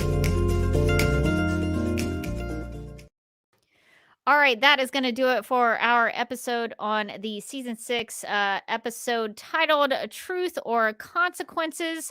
And so thank you to everybody who joined us live to hang out and share your thoughts. Now we will be getting to some DCTV podcasts and Supergirl Radio plugs. If you would like to contact Supergirl Radio, you can post a comment on our website at supergirlradio.com. You can email us at supergirlradio@gmail.com. If you'd like to leave us a voicemail, you can call us at 678-718-7252. You can like us on Facebook and follow us on Twitter and Instagram, all at Supergirl Radio. You can listen to us on Apple Podcasts, Stitcher, iHeartRadio, Google Podcasts, Radio Public, Podchaser, and Spotify, where we also have a Spotify playlist that includes music featured on and inspired by the CW's Supergirl TV series. We are listed on DC's fan page, which you can find at dccomics.com/DC-fans. If you like what we do, we encourage you to give us a rating and write us a review on Apple Podcasts. If you enjoy our Supergirl Radio live streams, make sure to subscribe to the DCTV Podcast YouTube channel and hit that notification bell to get notified when we go live and wired. DCTV Podcast also has a TeePublic store, so if you're in need of new DCTV related t-shirts, tank tops, sweatshirts, onesies, mugs, notebooks, pillows, or stickers, go to supergirlradio.com and click on the TeePublic store link at the top of the page. Supergirl Radio is part of the DCTV Podcast Network, so if you also like The Flash, Legends of Tomorrow, Black Lightning, Titans, Doom Patrol, Batwoman, Stargirl, Superman and Lois, and the upcoming Green Lantern, Justice League Dark, and Strange Adventure shows, and DCTV After Dark, you can subscribe to the DCTV Podcast Mega Feed on Apple Podcasts. Follow at DCTV Podcast on Twitter, and like DCTV Podcasts on Facebook, or else. This has been a message from Hope, inhabiting the Flash vessel, also known as New Rachel. And speaking of the DCTV Podcast TeePublic store, we have some DEO designs in the store. I thought that was fitting to talk about the DEO design since we were so excited at the beginning of this episode for the introduction of Mr. Bones on Stargirl. So definitely go check out the TeePublic store if you need to represent the DEO IRL in real life. And we'd like to thank our Legion of Super sponsors for supporting the Supergirl Radio Patreon. Last I checked, that's Michael, Sam, Anne Marie, Yvonne, Quinn, Jessica, Nicola, Leslie, Susan, Abby, Armgard, Miriam, Cherie, Donna, Nicole, Lizette, and Anna. So thank you all for supporting the Supergirl Radio Patreon. If you would like to continue to support us, or if you haven't supported us yet, but you want to, you can go to patreon.com/Supergirl Radio. We have 4 monthly levels that just give you a little behind the scenes and some extra Supergirl Radio content. So it's good stuff. So if you just want some more Supergirl Radio in addition to your free weekly episodes that we do here, go check us out at our Supergirl Radio Patreon. Nice. And as a reminder, we're still running our Flat Supergirl photography contest, although the time is ticking to get those entries in. Yeah, you only have about a week left. Are we going until the finale, or is it like after the finale? After the finale. So Okay. like next Wednesday. So that would be the 10th, November 10th. No more submissions. You have until November 10th. For submissions, you can still take Flat Supergirl around with you. I'm not going to stop you. I'm not going to take her out of your hand. But as a reminder of what the Flat Supergirl photography contest is, to enter, you want to download and print the Flat Supergirl image, which you can find in our video description of the live stream, in the show notes of the audio podcast, or at the right-hand side of supergirlradio.com. You're going to cut out Flat Supergirl and then attach her with a tape or glue to a popsicle stick, a pen, or a pencil, and then take a creative picture with Flat Supergirl. Now, this can be a selfie, but it doesn't have to be. You can take Supergirl all around with you. Are you already planning your Thanksgiving meal and you want Flat Supergirl to help? She can help. She loves food. Take her to the grocery store and take a picture of her next to a box of donuts. She would love that. She would love those donuts. Buy her those donuts. She asked for those donuts. Why aren't you buying her those donuts? And make sure that when you take the photos, you post them to Twitter, Instagram, or Facebook and tag at Supergirl Radio. And don't forget to use the hashtag Supergirl Adventures. Yeah, we had some submissions come in. Oh, A it's a notable penguin. a notable one came from at Theater Penguin 7, who is a real life zookeeper, introducing Flat Supergirl to the penguin at the zoo where this person works. So thank you for sharing at the Theater Penguin 7 for sending these in. I really like the second one where the penguin seems to really be interested in Flat Supergirl. The penguin's so into Flat Supergirl. This is the cutest one I've seen yet. Look at that penguin. This is pretty good. The first picture says at first Rico the penguin was skeptical of Flat Kara, and Rico really is separating.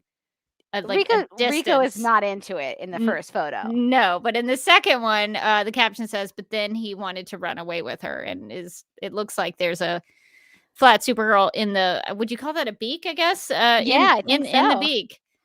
So Flat Supergirl was making friends with a penguin, and I appreciate that. I really like those pictures. So thank you for sending those in. We also got some Halloween submissions. Morgan took some pictures. What's this picture with are those pumpkins lit up? Yeah, so they're rainbow pumpkins behind her, and they all say like "welcome" in different languages. Oh, cool! This was at the. I went up to Sleepy Hollow for the weekend last weekend. I will have some more fun Flat Supergirl images that I forgot to post, but this was at. It's called the Pumpkin Blaze, and it is insane. It's basically like they carve a bunch of pumpkins and they put them in all these different crazy shapes. Like there was a giant pumpkin spider web. There was a Tappan Zee bridge made of pumpkins. Whoa. There was like a house of pumpkins. They had all the astrological signs made out of pumpkins, carved pumpkins. It was they had a Museum of Modern Art pumpkin, and then they had like the Mona Lisa pumpkin. Wow. That's cool. I mean, it was a Flat Supergirl. Loved it. I asked her, I was like, what do you think? She's like, I'm loving this. Make sure that you take a picture of me in front of the rainbow one. That's my favorite. So we had to take it in front of her favorite one. That's great. And Donna also sent in one of Flat Supergirl and Flat Alex protecting the candy for the trick-or-treaters from a witch that was there. So love the extra added attention to adding a mask, like a domino mask, for each of them to protect their secret identities. I also took a picture of Flat Supergirl, but then I decided that I wanted to sort of jazz it up a little bit. Like the picture was fine, but I wanted it to have like a Halloween flair. And I've in one of my apps, I have a Motion Leap app, is what it's called, and you can add smoke to it. And so I was like, yes, that's what I need to make it like creepy and have like a little Halloween vibe. Because it looked cool. It looked like kryptonite dust or like a kryptonite bomb. And so and that's scary for her. It is scary for Supergirl. So I enjoyed playing around with that. So definitely send us some more Flat Supergirl images when you have them. All right. Well, I guess if you want to keep up with me, there's a couple ways to do it. You can check me out on Vero at Derby Kid. You can follow me on Instagram at the Derby Kid. You can subscribe to my YouTube channel at youtube.com/duckmilkprod. I've been trying to do live streams on Sundays at 4 p.m. Eastern, but I keep having conflicts at that time every week. So I may have to pick a different time when to do that, because Sunday afternoons just seem to be really busy for me lately. So I may have to figure out another time to do that. But if you want to see any of my videos or my live stream content over there, you can check me out on YouTube. And you can find me on Twitter and Instagram. I'm at Mojotastic. You can also find me as a co-host on DC TV After Dark, our annual podcast, apparently. We will be getting an episode out someday, I promise. And the Legends of Tomorrow podcast, where we just talked about the 100th episode of Legends of Tomorrow. Somehow that show has had 100 episodes, and it seems so wild to me. I remember when the show first premiered, we were like, hopefully it gets a season 2. And here we are, 7 seasons and 100 episodes later. So definitely check that out if you watch the show. If you don't watch the show, I think it's just a fun time anyway. You can still listen to the podcast. It's Still fine. listen. It's great. Yeah, it's interesting to think about Legends of Tomorrow because they have shorter seasons usually, right? They do, yeah. Usually So like 16 at the most. So it takes them longer to get to the 100th episode. So It does, yeah. yeah, so I appreciate that they've stuck it out. They've kept going until they reached that marker. So congratulations to Legends of Tomorrow and the Legends of Tomorrow podcast. It's a big milestone to celebrate. All right. Well, I think that's going to do it for this episode of Supergirl Radio. But until next time, I'm still Rebecca Johnson. And I'm still Morgan Glennon. And remember, you have to seize the joy when you can.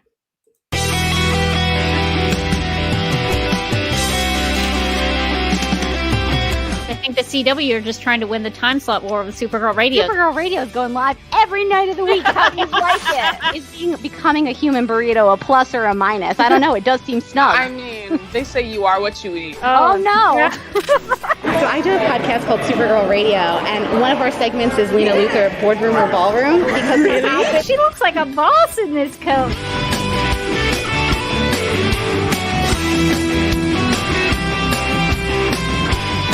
Is Nasty Luthor like a different Luthor? It's not just Lena being mean? no. Helen Slater here. It's so fun to know that you're hosting a podcast called Supergirl Radio.